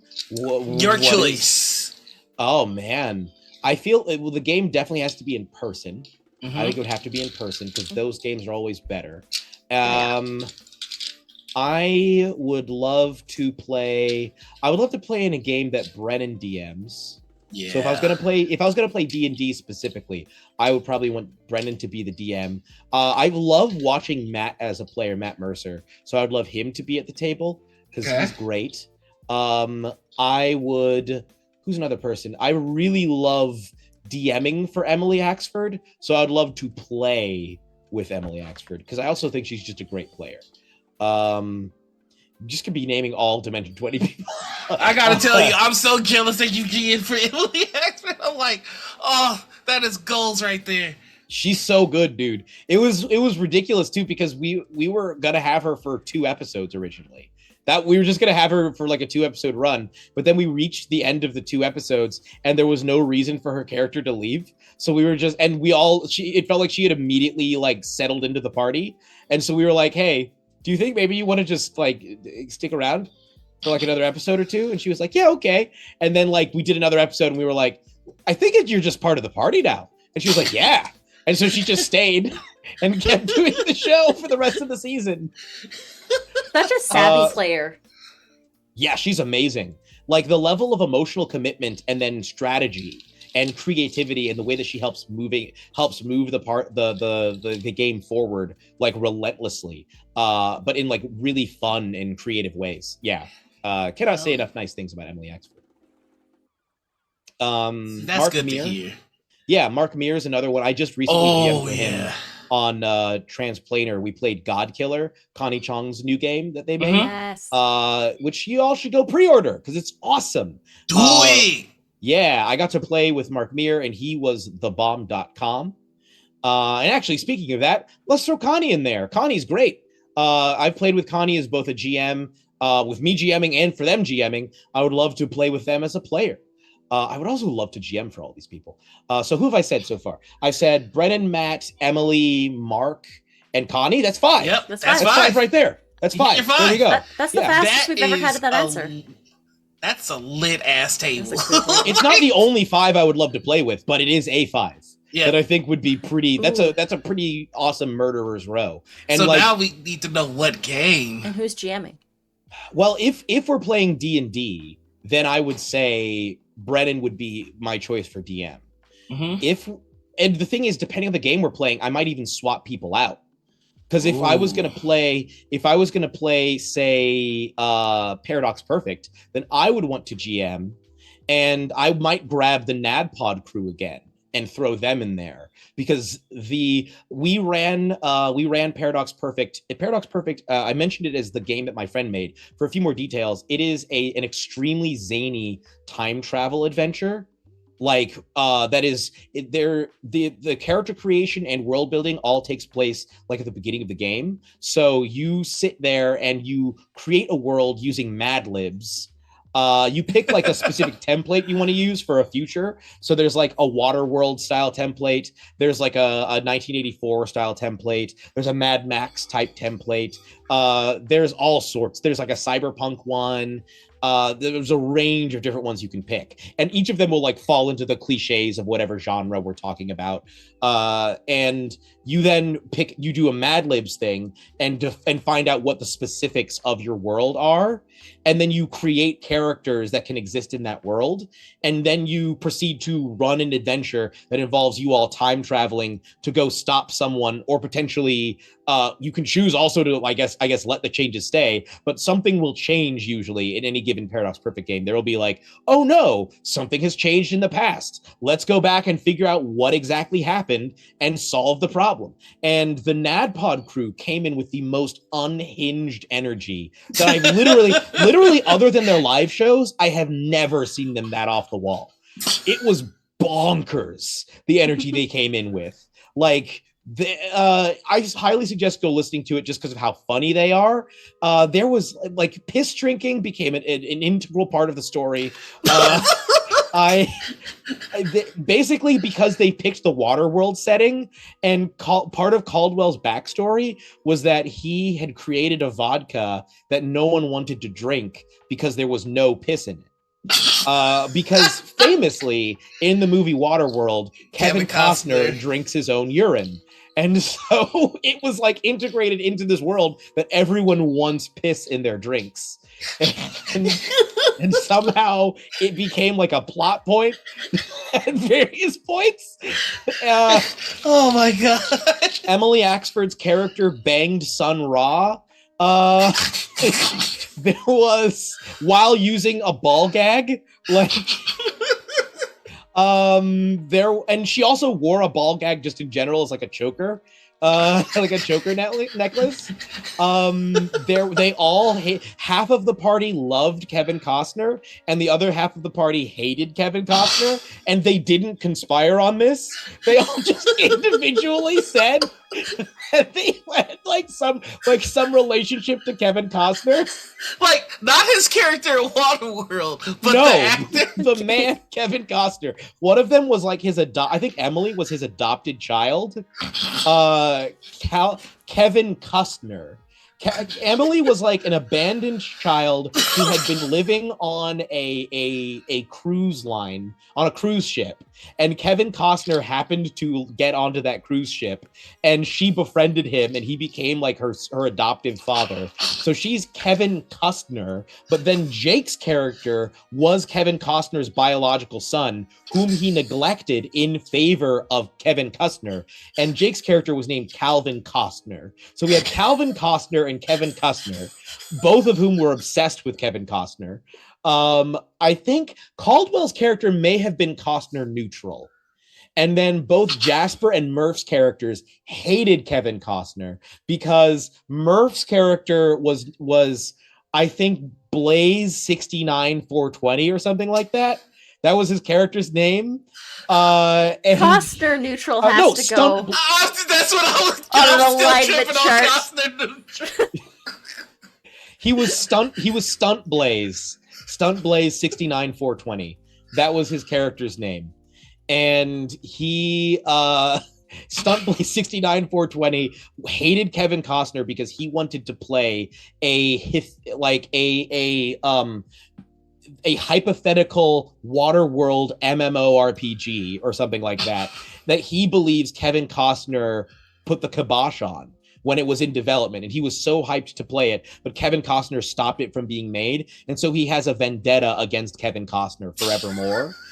And Jasper's character was an elephant. He was an elephant boy, like an actual elephant who was also a boy, who, for whatever reason, really looked up to Stunt Blaze 69420, and so also hated Kevin Costner.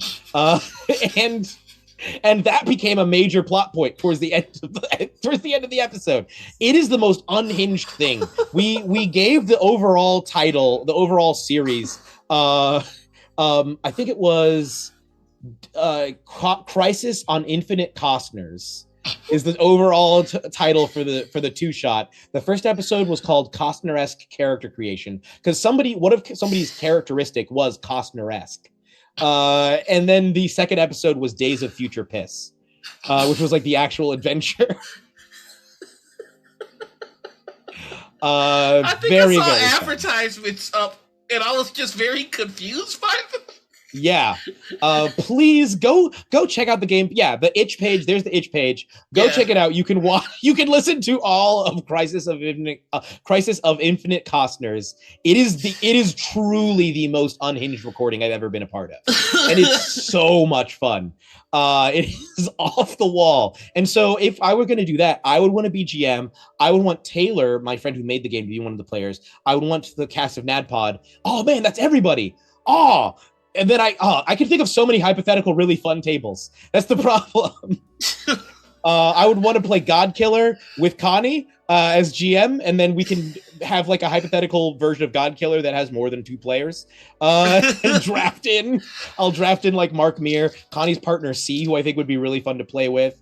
Oh man, yeah. There's this. I can see why it takes people so long to pick. I'm gonna go with my initial choice of D&D with Brennan as player, Brennan as DM, and then Connie, Emily, Mark, Matt. Connie, Emily, Mark, Matt, and Brennan is GM, and then me as the other player, and that's my official first pick. Okay.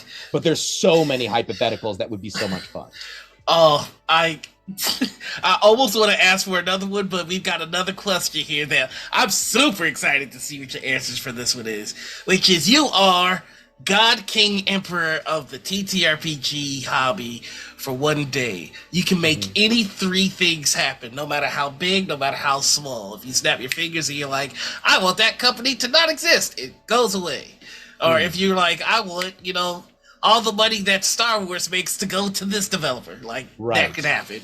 Whatever you want to have happen, your command. 3 things. 3 things. The first thing is look. I know what the first 2 things, and I'm not even sure what order. Depending on the day, the first 2 things are going to be in some order. We eliminate the D&D monopoly. So D&D as a game still exists, but it no longer has such a monopoly on the industry, and it's a much more even field for all the other games. And also, people chill out on Twitter, yo. People chill out. Calm down. In fact, maybe Twitter stops existing and we all have to interact with each other another way. But like, people need to chill sometimes. I see so many accounts that are probably like really nice and people who are very talented and intelligent that seem to just be devoted to rage over one thing or another. They just, I hate this particular group. I hate this particular company. I hate this particular game. I hate this category of people. And like all of their posts are just complaining about that group or that game or whatever. And it's like, dude, this is a game. Like, we're playing games here. We're playing like, imagination. I understand. Yeah, this was supposed to be fun. Yes, this is make-believe. Like, we were having fun. It's that thing that Jerry told us to not stop doing. Yeah, let's go back and have fun again.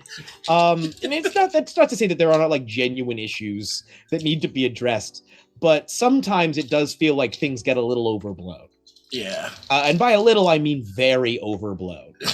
Of the TTRPG controversies, the last few TTRPG controversies that have erupted, I feel like a very good chunk of them could have been much smaller. Some of them, it's like, oh, okay, that's a bad person. Sure, this is worth being upset about. But some of them is like, okay, Wizards of the Coast hiring the Pinkertons. We should be upset about that. That's bad. That's clearly bad. The Summit, we could have calmed down. We could have calmed down about that one. that one, we could have chilled. There's still people big mad over it, which is kind of. But anyway. Yeah. We actually did an episode on 3 Black Halflings where we interviewed Connie about their experiences there. And it really is interesting because I think I see where both sides were coming from. But I think we just needed to calm down. There was no need for us to get so upset about it. I think we might have reached like a point on TTRPG Twitter where I don't know. I feel like there's some sort of like critical mass for outrage that folks have hit. And like everybody's super stressed out. Everybody is like broke and trying to do their best in the space. And it is hitting a point where people don't want to try and fix things. They just want to be mad, and it's okay to be mad. It's okay Mm-hmm. to want to be mad, but it's not okay to take out that mad on other people, right? Yeah. Yeah. And it's just, and maybe it's because I don't block people enough. I don't really like to block people. In fact, I don't think I've ever blocked somebody on Twitter. I got blocked by Rob Liefeld, which, to be fair, I get why. I tweeted out, I back before AI art had become the controversy that it is now, I just was like, oh, this seems cool, and was playing with it because I was like, oh, I could create the images that I see in my head, or just weird monstrosities. And so and for those of you who are not familiar with Rob Liefeld, he's probably the most, I feel sad saying this, probably the most significant comic book artist in superhero comics of the 90s. Yeah, he created Deadpool. And Spawn. Yeah, he created Deadpool. His style, his art style is like the definitive 90s style in a lot of ways. Pouches everywhere. Yeah, pouches, completely impossible anatomy, Can't like draw feet. cartoonishly impossible. Yeah, and he can't draw feet. And he notoriously can't draw feet. And so I typed in Rob Liefeld feet on an AI art image generator, and it turned back some Captain America monstrosity. And then I tweeted it out. But like, I was kind of still new to using Twitter, and so I tagged him in the tweet, not realizing that like that's kind of a mean thing to do. And so he blocked me after that, and I don't blame him. I did not want to hurt Rob Liefeld's feelings. I was just trying to be like teasing, but yeah, I get it. He probably gets a lot of hate, and so I don't blame him. But that said, I completely agree with you, Anita. It feels like there's a lot of people who are just angry, and while I think it's fair to be angry, and I think it's like, yeah, that's fine. Some of the way the anger is directed is like, and it makes like, me feel bad. Anger can be directed in like I'm not going to say a constructive way. Anger can be directed in a constructive and not necessarily positive, but definitely a constructive way. Yeah. Yes. Like when, but I think a lot of people example, are too busy with being destructive than constructive.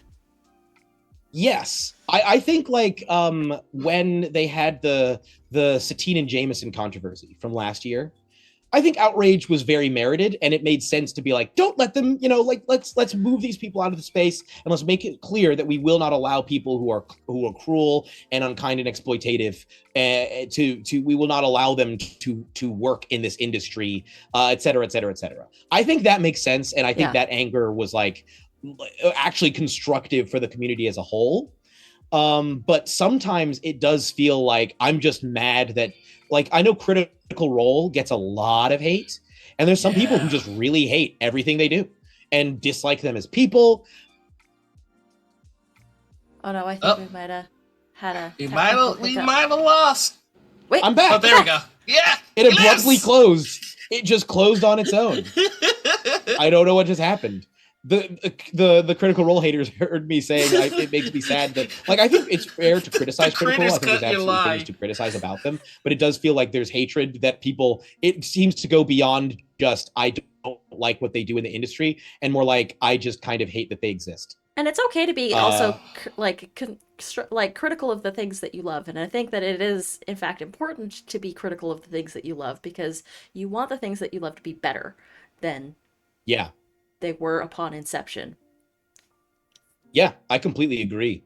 Like, you've had Izza on the show. Yeah. Izza's criticism of Critical Role back when they had done back when they had come out with the unfortunately colonialist opening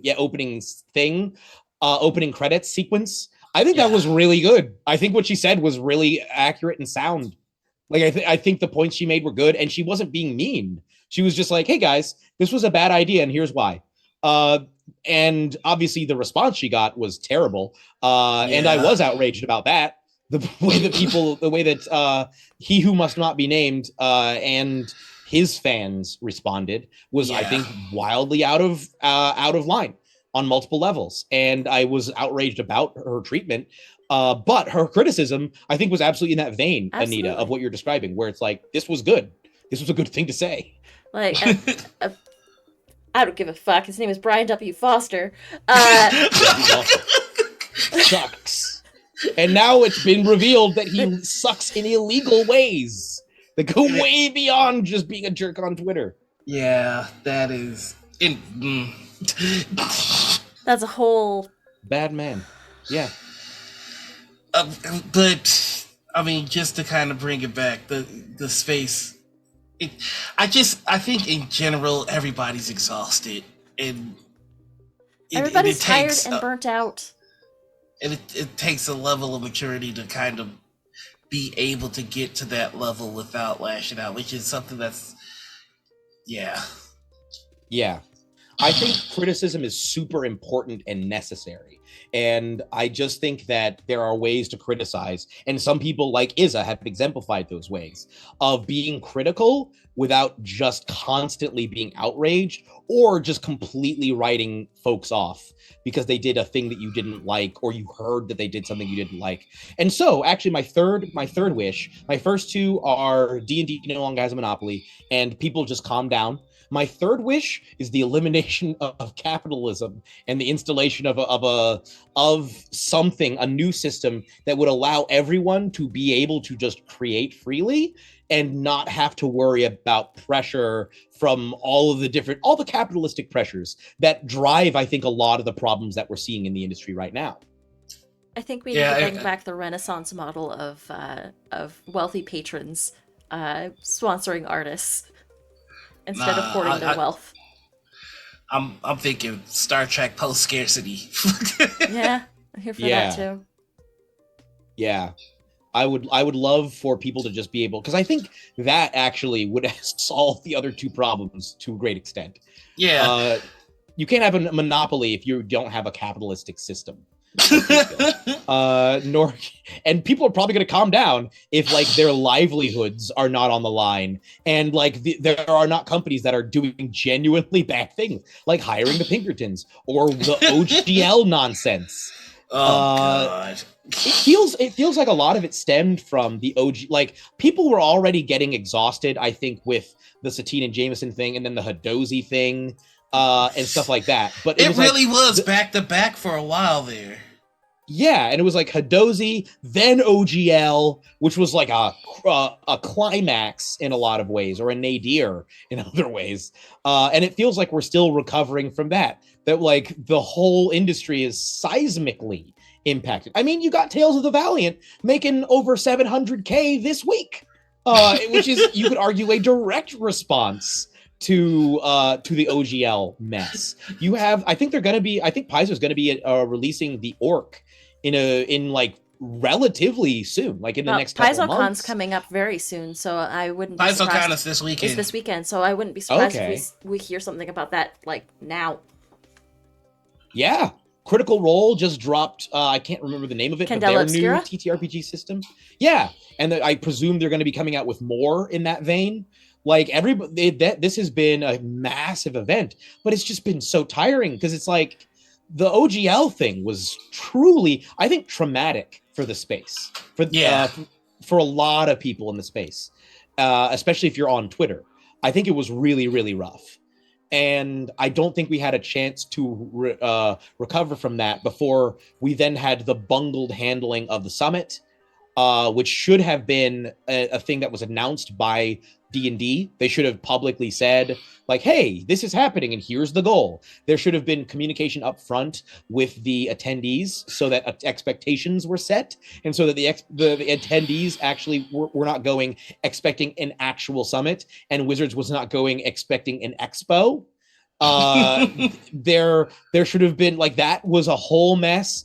And then we had, like, I don't know, the weird controversy over Matt Mercer DMing a season of Dimension 20. Wait, there was controversy about that? Yeah. I missed that one. I'm not going to go into great detail, but essentially, creators versus fans again. It was, people had made a lot of fan canon about Crown of Candy and the Ravening War, and the fact that it didn't align with their expectations was upsetting to some folks. Yeah. And then it's a story about walking, talking candy. Relax. Yeah.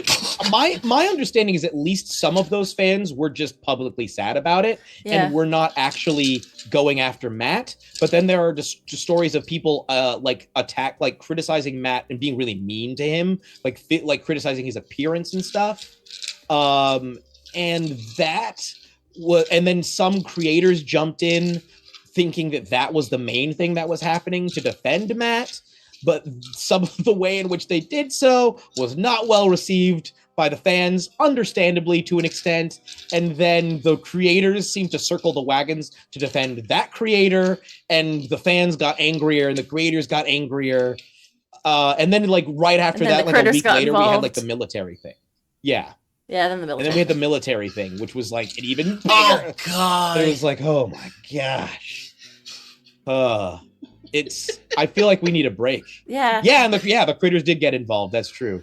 Yeah. Everyone, like I said, no, go ahead.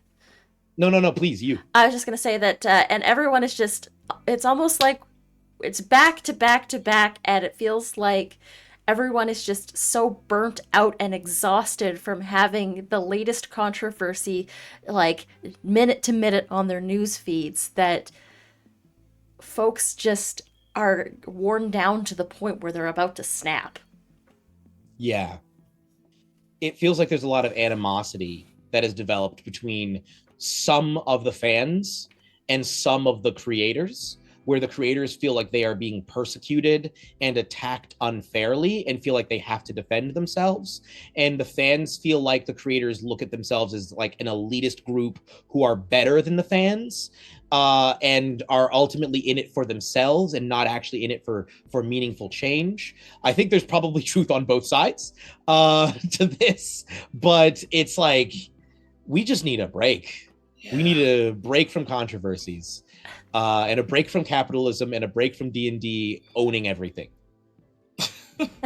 Oh, more shiny. Yes, that's so true. Nobody who is not like online, specifically on like Twitter, is just like knows about this. They're fine. They're getting to just enjoy the game. They're just playing the games. It's the people who are actually involved in this stuff, like on Twitter and like see all of this, who are like feeling emotionally conflicted and morally conflicted about playing D&D at all anymore. And maybe that's like the answer, is that some folks just need to take a step back from Twitter. Yeah. But the problem is with the pandemic, which is still ongoing, it ends up being a lot of people's only outlet to other human contact, but the algorithm forces rage and vitriol into their eyes at all times, and the GTA RPG space needs to touch grass. I think we all need to get into LARPing and just move on. It's a turf touch RPG. That's what touch turf RPG. That's what the TT stands for. The problem with that slogan is that we say it out loud. TURF, not TERF. Yeah, I think as a written slogan that works. Yeah. Maybe we all need to get into like exercising and exploration and like just doing outdoor stuff, and then just play TTRPGs on the side. My one answer, if I were God King, is 1 month of the year it's a mandatory LARP. Everyone LARPs. We solve our problems with a massive LARP battle. My fourth one, if I got to pick a fourth one, would be that all the black people actually got superpowers. The world would not be ready. First off, me and Drax is gonna look like the last half of Man of Steel. I'm going oh my goodness. Immediately. Oh no. And second off, man, there's a lot of people that get way too comfortable with some black folks. Do you remember the trailer for Man of Steel, where it shows Superman punching Zod, and then it shows him punching him from another side? Yeah. And people are like, whoa, that's like DBZ. But then when you watch the movie, that's not in it. And then you realize what actually they did was they showed the same shot back to back, but mirrored. So they made it look like he did a DBZ thing. They should have kept it in the movie. It looks sick. Yeah, he should have actually DBZ juggled him. That would have been cool. Have either of you ever read Worm, the web serial? No, I No. haven't. Speaking of superpowers, it's like, so there's a genre of fan fiction called rational fiction that kicked off with the story Harry Potter and the Methods of Rationality, and the basic idea, and it now has bloomed into a whole genre. And basically, the idea is, let's take the stories that we loved as kids, or even now, and like apply actual logic to them and see how those stories work if we make them logically consistent and people behave in really strategic and intelligent ways on a consistent basis. And it's like, there's some really good ones. There's one called Metropolis Man, which is Superman, and that one's really cool. There's one called I forget what it is, but there's like a Terminator one where they are like, wait, so we can send people back in time? Let's keep sending ourselves back in time. And like they understand like there's alternate realities. Like every time they change something, they create an alternate version of themselves. So every time they send new copies back, they're creating a new alternate reality. So they keep sending Sarah Connors and John Connors back in time to create an army of Sarah Connors and John Connors to then attack Skynet. But then it turns out Skynet was even smarter and like arranged things so they've already won. It was wild.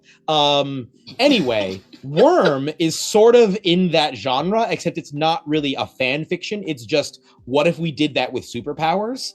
And so it has like really like detailed mechanics for how superpowers function.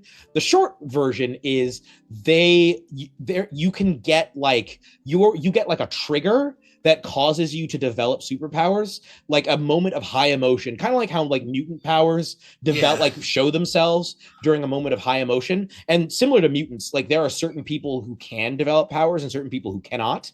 And if you can, you only get them if you have like a traumatic experience or something that's super high emotion. And there's different classifications of superpowers. The superpowers themselves are really creative. Like it's not, you don't get a bunch of flying bricks really. You get stuff like one of my favorite ones is a superhero called Clock Blocker, who can freeze things in time for short periods, like temporally stop them. Husha Kid, you can look this up online. If you look up Worm, a web serial, whole thing's online for free.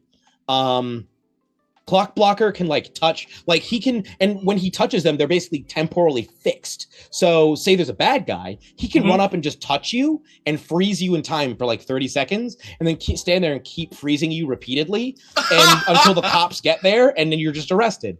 Or say people are shooting at him, he carries pieces of paper with him that he will throw up in the air and then freeze them all and they'll block the bullets. Wow. It's so cool.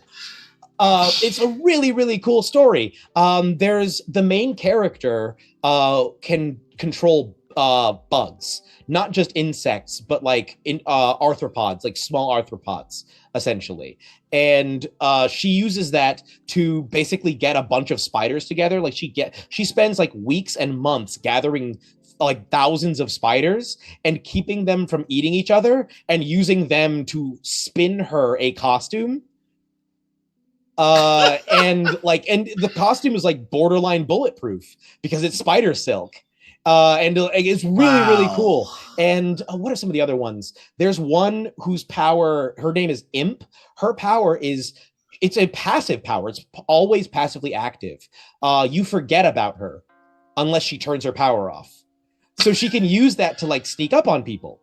Because you won't remember that she's there. And like even though most of the story takes place from the main character, her name is Skitter.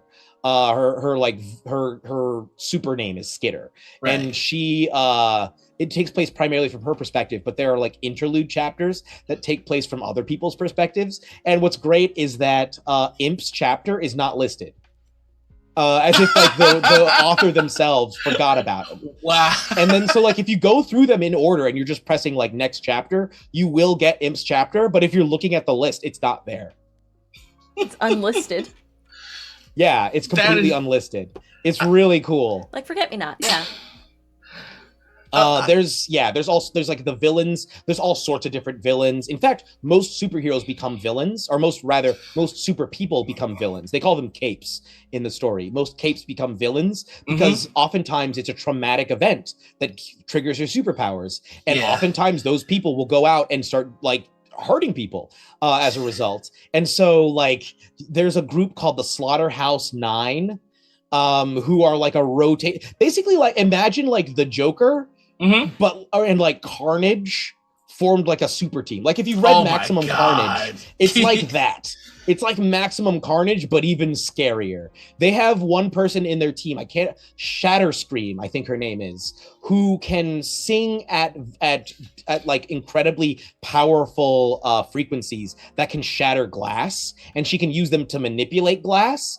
But like when she arrives in the city to like announce their arrival, she sings and shatters all the windows in the city. Which means that anyone who's near a window just gets like cut up, like sliced up. And it's like pure chaos for chaos's sake. And that's like the Slaughterhouse Nine. There's so many, and like all of their powers are really, there's one called the Siberian, whose power appears to be just ignoring like friction and inertia and like different laws of physics. So she can move at like absurd speeds. She can't be hurt, really. Like if she wants to, she can make it so she just doesn't really get hurt. She's also absurdly strong and can like ignore people's super invulnerability and just reach through them and stuff. It's wild. I highly recommend Worm. It is very violent and very dark at times. So do not read this if you're squeamish. But I highly recommend it for like really creative superpowers. Anyway, when we were talking about people getting powers, that makes me think of Worm, and I can't recommend it highly enough if you enjoy superhero stories but wish that they were like a little bit more, while still being very action-packed, like more logical and also like more creative with the powers. No, I'm definitely going to check this out. And I'm laughing because in our chat, you've got the different spectrum of how Black folks would react if we woke up with powers. You've got AJ's like, I'd fight no war for funds. You got Speaks that says, I'm going to get the powers of nicotine, sit on my couch. And then you got Omnis that's like, if I get powers, it's over with. It's really making me think villain war over there. I'll tell you what, racism wouldn't last very long. Oh my God. You know who know first? The cops. Yep. Yo. That would be scary. And what happens? Well, the black cops would also get powers, but there just wouldn't be enough of them. And I think there would be like, I think a lot of them would be like, you know what? Maybe not to do with the uniform today. That would be over. Oh that would my be God. Over. The prisons, empty. Jesus. I always just wonder about, well, I mean, we know what America's reaction would be, and it would be ugly. Yeah, but like it would be X-Men. It'd be full X-Men. Like we would be the mutants. They'd create Sentinels. They'd find some way. It would be that. I don't know that we'd give them enough time, though. No, they wouldn't have enough time, to be honest.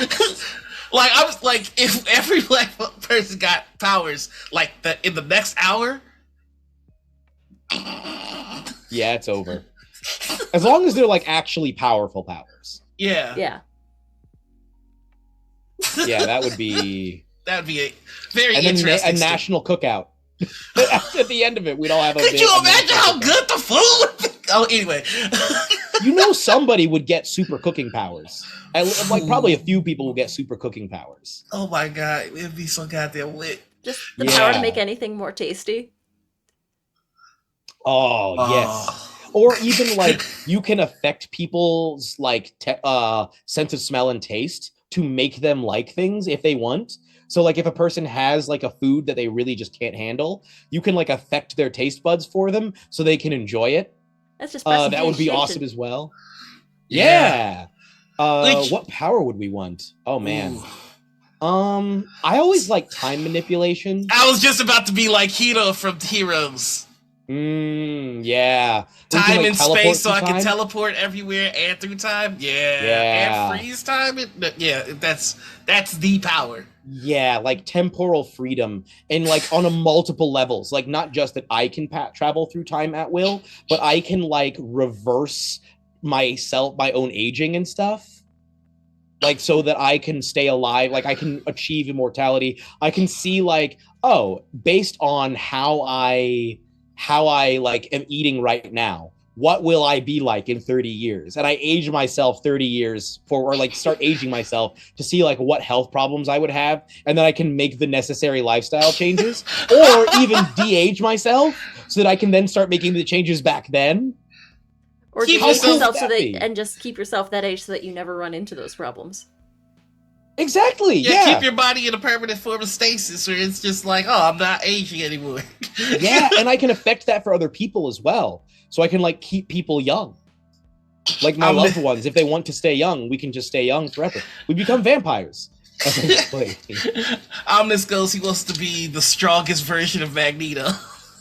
Ooh, where it's like actual, yeah, true magnetism, where it's like you can affect everything. Yeah, that's frightening. Yeah. Oh, there is a character in Worm.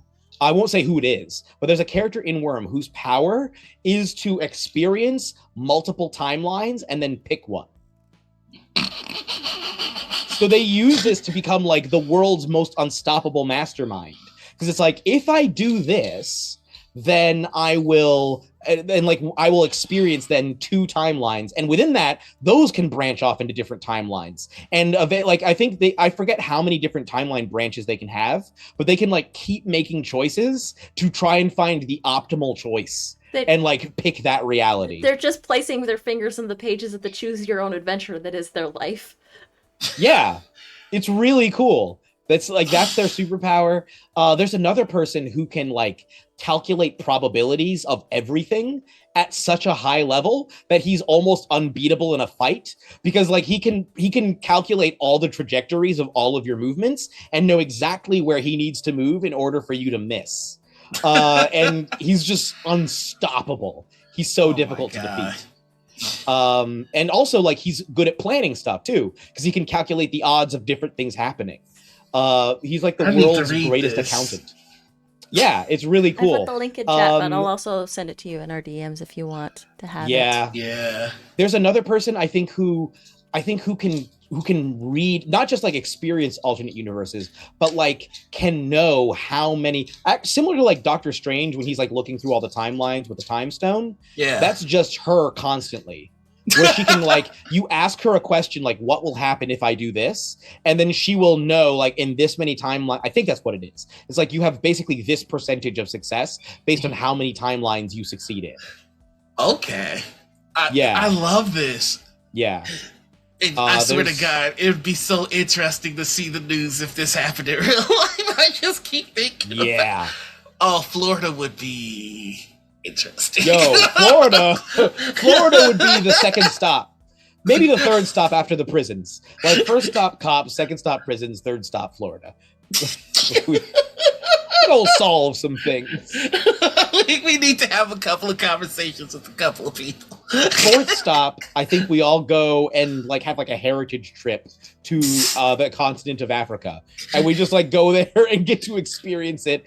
But meanwhile, the people in Africa we're building Wakanda. Meanwhile, the actual Africans would have been able to like solve a lot of their problems. They would have, we would just go over there and all hang out. Like the diaspora would come home and be like, "Yo, let's actually build Wakanda. That would be so cool." A Pan-African Wakanda that we're all based in. And all black people automatically have citizenship. Yep. Even if you live like elsewhere in the world, that would be like what's left of America would be very just like sports. Yeah. You're done with. LeBron's coming with us. Oh, what powers would LeBron have? Would he just be like super athletic? Would it just be that he has like? Would it be what he currently has, but even more? Say again. I said to not get swept by the Nuggets. Dude. Too soon. It's too soon. Sorry. Too soon. Could you imagine how hard we would dominate the Olympics every year? Oh my gosh. So they went and It built would, yeah, it'd be Wakanda. over. We'd have to create our own league again. We'd have to create our own league in every sports because it just wouldn't be fair. Okay, so I have a stupid question, and I know blood quantum is a fucked concept, but like that one person that claims that they're 1/16 black, would they get like the most minor mundane powers? Yeah, the more. Oh man, that's wild. Well, I never thought about that. Would that be like if we start codifying the powers beyond just you're black, therefore you get the powers? Logic gets superpowers. I'm sorry. Oh no. And now we're having that. So it's like your degree. Oh no, that's dangerous territory right there. Like I said, blood quantum is a fucked concept. What do they do? Oh, that's rough. Ooh, Sphinx Raw. That's really cool. That's a really cool character. Oh, that sounds with the one who can send memories to her past self. That sounds awesome. Mental Lamia. Yo, that would be wild. That would be insane. The entire Caribbean. Yeah, Hoochie Kid. Yeah, all of Brazil, all of the Caribbean would be wild. White supremacy would have a day. Let's just put it like that. One more day. And then it's over. Oh. Just walk into the Washington, hit that line from The Dark Knight. I'm gonna do what you should have done 24 minutes ago. Yo, speaking of one more day, can we talk about the state of Spider-Man comics? I'm sorry. That came from a deep and true place. I felt that. Thank you for doing that. That rocked this apartment. I needed you. Like, the apartment kind of shook when that happened. I didn't know that was in me, but it needed to get out. Oh, it's so bad. It's so bad. AJ just dropped a lore drop for a Noir rant. Oh boy. Come on, Noir. Hit us with a rant about not just this, but also go where your heart takes you, brother. Go where your heart takes you. I've got one rant that I've had in the chamber, just in case we had tech issues. So I'm gonna start there, and then I'm gonna work my way to Spider-Man. This is my Sam Wilson Xbox controller that I got from Razer. I also have the matching charger on the bottom here. I was really happy about it because I love Sam Wilson, I love Captain America, I love black superheroes, and you know what the fuck these motherfuckers did? They gave him that costume for one television show episode, and now we're seeing that they're filming the fucking movie, and he has a brand new costume. Why does he have a brand new costume? He got that fucking outfit from Wakanda. You telling me either one, Wakanda made him another fit, which why, or two, he decided this fit that I got from Wakanda, you know what? I don't need it. I'm gonna wear something else. I don't understand why they changed him the costume. They got it right the first time, and I just feel like I got fucked because I bought this goddamn thing because I like that costume, and now they're fucking changing it. All right, so. That was the one that I had in the chamber. There is more than 60 years worth of Spider-Man history to draw from, to be inspired by. There are some storylines that have changed the course of comic book history. You can draw from all that, and instead, what you choose to do, Marvel, is you choose to hype us up with a picture of Peter Parker going, what did he do? And you tease it for weeks. And we're like, oh shit, what did he do? Then you give us a storyline that it's not... You have Tombstone beat the shit out of Peter Parker. He puts him in handcuffs. Okay, they're titanium. We've seen Peter Parker pick up motherfucking buildings, but he can't break his way out of these goddamn handcuffs. And then you have Tombstone. He can't even beat up Tombstone? You have Tombstone beat him to the point where you have Spider-Man begging for his life like a punk-ass bitch to Tombstone? Tombstone! When would he ever beg for his life? To Tombstone! What? To Tombstone. And he's begging. I need to find this. What issue is this? I don't even. This is. I didn't know this. I didn't know this. Tombstone, like fucking Tombstone's all like, "What's up, bitch?" That's what happens when you mess with Tombstone. I'm up in here, say you sorry, and Peter Parker's all like, "I'm sorry, I'm sorry," and I'm like, Tombstone. Let me ask you a question. Let me ask you a question. When they say they're coming out with a new Spider-Man movie, what villains do you think is gonna be in the movie? I can guarantee nobody who heard my voice just now said Tombstone. Dude. Hey, look. At least Tombstone's black. He may be like light skin. He's black the same way Kratos is black. He's black, but the comic books refuse to acknowledge it. Kratos is black, but it's just like, hey, let's not talk about it. Like, listen, they made Kratos black, and then they made him too cool, and then white people wanted to start being Kratos. So it's just like, let's downplay how black he is, so they can get their white power fantasy. I don't know. I'm just saying, Tombstone. You had Tombstone beat up my boy, but that's not even the worst part. You turn Norman Osborn into a good guy, Golden Glider or whatever the fuck, and Spider-Man is now working with him, which also just blows my mind. I don't love it.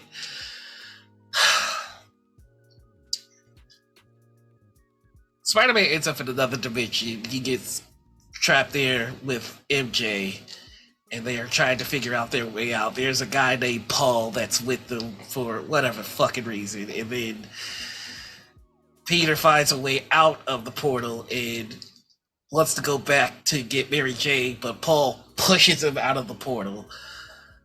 So Peter immediately goes to try and get back to the portal, get back to that dimension by fucking going to the Fantastic Four, is stealing their shit, fighting the Fantastic Four, going to the Avengers, stealing their shit, fighting the Avengers, also that he can get back to Mary Jane.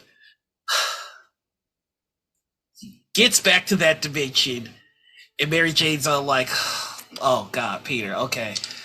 Look, we're not getting back together, and also I've got these two kids about to do that, push you out the fucking portal." And like, that was like the whole, what did Peter do?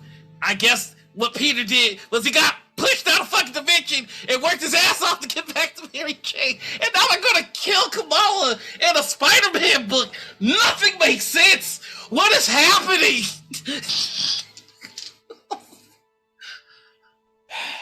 Is this a new low point, or is One More Day still? Because One More Day kind of replaced the Clone Saga, I feel like, as the all-time worst Spider-Man storyline. Is this like a new low, or is this just another for the Pantheon, the Wall of Shame? We keep digging. It's like, we keep digging. There's some things about the book that I start to like, where it's like, oh, okay, Spider-Man is starting to have starting to hook up with Felicia. That's great. And then like they're like, curveball, they're gonna have a fight. And I'm like, fucking why? Like, just nothing can go right for Peter in his own book. And it's like, there's giving heroes adversity so that they might triumph, and then there is holding a character by the neck and just punching like way too long. Like, just stop. He's dead. Like, they're killing. You mean like when Tombstone beat the shit out of Peter? See, I know y'all want that Tombstone in the really high, frustrated voice, and I'm not gonna give it to you. It's okay. On We have a purpose. clip. We'll add it to a soundboard. This is, yeah, it's painful. It's really, It's really like, and things are going so well on the X-Men side. Like the X-Men are telling a fucking amazing story, right? And we're getting some really cool stuff out of the Avengers right now, which is really freaking cool. And then it's just Spider-Man. We can't get him right. But Miles' arc right now, that's a good one. Except actually good. It's not what we're getting with Peter. Okay. Miles got a new power a while ago. He can make like a lightsaber with his lightning, which is pretty cool. But he has a villain whose entire beef against Miles is that he got selected in the lottery to go to the school that he's going to, and because he won, she's upset at him because she missed out, and so she's blaming him when it's like a society thing that she should probably be mad at. Yeah. And the whole time you're reading it, you're like, you probably should be mad at the system and not Miles. This doesn't make any fucking sense. But it's still a pretty good book. Read comic books, they're fun. I cannot give this rant right now because I just realized I do have to go pretty soon. In fact, very soon. Okay. But the next time we talk, I want to have, I don't know if it's going to be on here or something else, but the next time we talk, I want to talk about comics and why I think all of these superhero stories should have ended decades ago. Oh, we had a taste of that conversation. I can't wait to have the rest of it. Yeah. But I do actually have to go. No worries. We are definitely going to have you back because there's a whole second section called the Dark Roast that we got to put you through. Oh, yes. I can't wait. All right. So consider this part 1 of Jeremy's episode. This is the first Tanuki testicle. We got one more. The second ball has yet to drop. The second ball has yet to drop. Oh my. Well, thank you so much for coming by. Of course, thank you all for watching. I've been one of your hosts, Noir. You can find me all over the internet as TheNoirEnigma. That's Twitter, Twitch, YouTube, TikTok, Instagram, and Blue Sky. Yeah, just check the socials to see what I do. Anita, go ahead and take it next. Hello. My name's Anita. I'm a TTRPG streamer, graphic designer, producer, and cat mom about the space. You can find me everywhere at Panita or at Critical Misses. Our call for submissions has closed, and now the call for casting begins. So if you want to join a TTRPG with an inclusive table, where safety tools are always in play, come apply for the games with the channel, and we look forward to telling some stories with y'all. Other than that, you can find me Sundays on Pluto Cleric's channel, Tuesdays over on Modifius's channel, and Friday on Table Takes Game Night or Table Takes Plays. And yeah, that's it. That's all that me. And Jeremy, why don't you tell everybody who you are, where you can be found, and we'll take us on out of here. Absolutely. Hi, everybody. My name is Jeremy Cobb. I have been Jeremy Cobb. You can find me on Twitter at Jeremy Cobb 1. That's Cobb with 2 B's and the number 1. You can also find me on Instagram at the Cobbmeister. You can also follow me on the show 3 Black Halflings, available wherever pods are cast. You can follow us on Twitter at 3, that's the number 3 Black Halflings, as well as Instagram, Facebook, etc. And if you like what we do, you can support us on Patreon, patreon.com/TB Halflings. And I'm also on a show called The Quantum Reactor, which is a sci-fi movie review podcast. You can follow us again wherever pods are cast or on Twitter at QReactor Show. And finally, I've begun streaming recently, so you can follow me on Tuesdays and Thursdays at 7 p.m. Central, 8 p.m. Eastern. Currently I'm playing Fallout New Vegas for the first time. It's the Ballad of Slamtacular Stan is the name of the series that we're doing. I've never intentionally played a first-person shooter before, so this is the first-person shooter I've ever really played, first Fallout game I've ever played. So you can follow me. You can find those streams at on Twitch, twitch.tv/casualquestlive, because I am a gaming casual and I'm on a quest to become not a casual, a true gamer. So yeah, thank you both so much for having me. This has been a blast. Oh, this has been a blast. Listen, we're almost at 3 hours and it's not enough. This was a blast, and I can't wait to have you back. Absolutely. Can't wait to come back. So yeah, we are gonna head on out of here. We're gonna go on and raid our good friend. Actually, you want to do Roll for Good today? Actually, I was thinking just Dorky Teacher, because Bo is currently raising funds in a 24-hour streamathon for, let me have a quick look, for Lambda Legal, but we could also do Roll for Good as well. Okay. All right, your choice. Sure, let's do Roll for Good. Yeah, they're just doing, they're raising money for ILGA. They're a bunch of European streamers, which you don't usually give them too much love, so I figured. Yeah, sure. Let's send some love over that direction. Again, thank you all so much for stopping by and hanging out with us. But until next time, the ritual has concluded. Bye, everybody. Bye. Bye.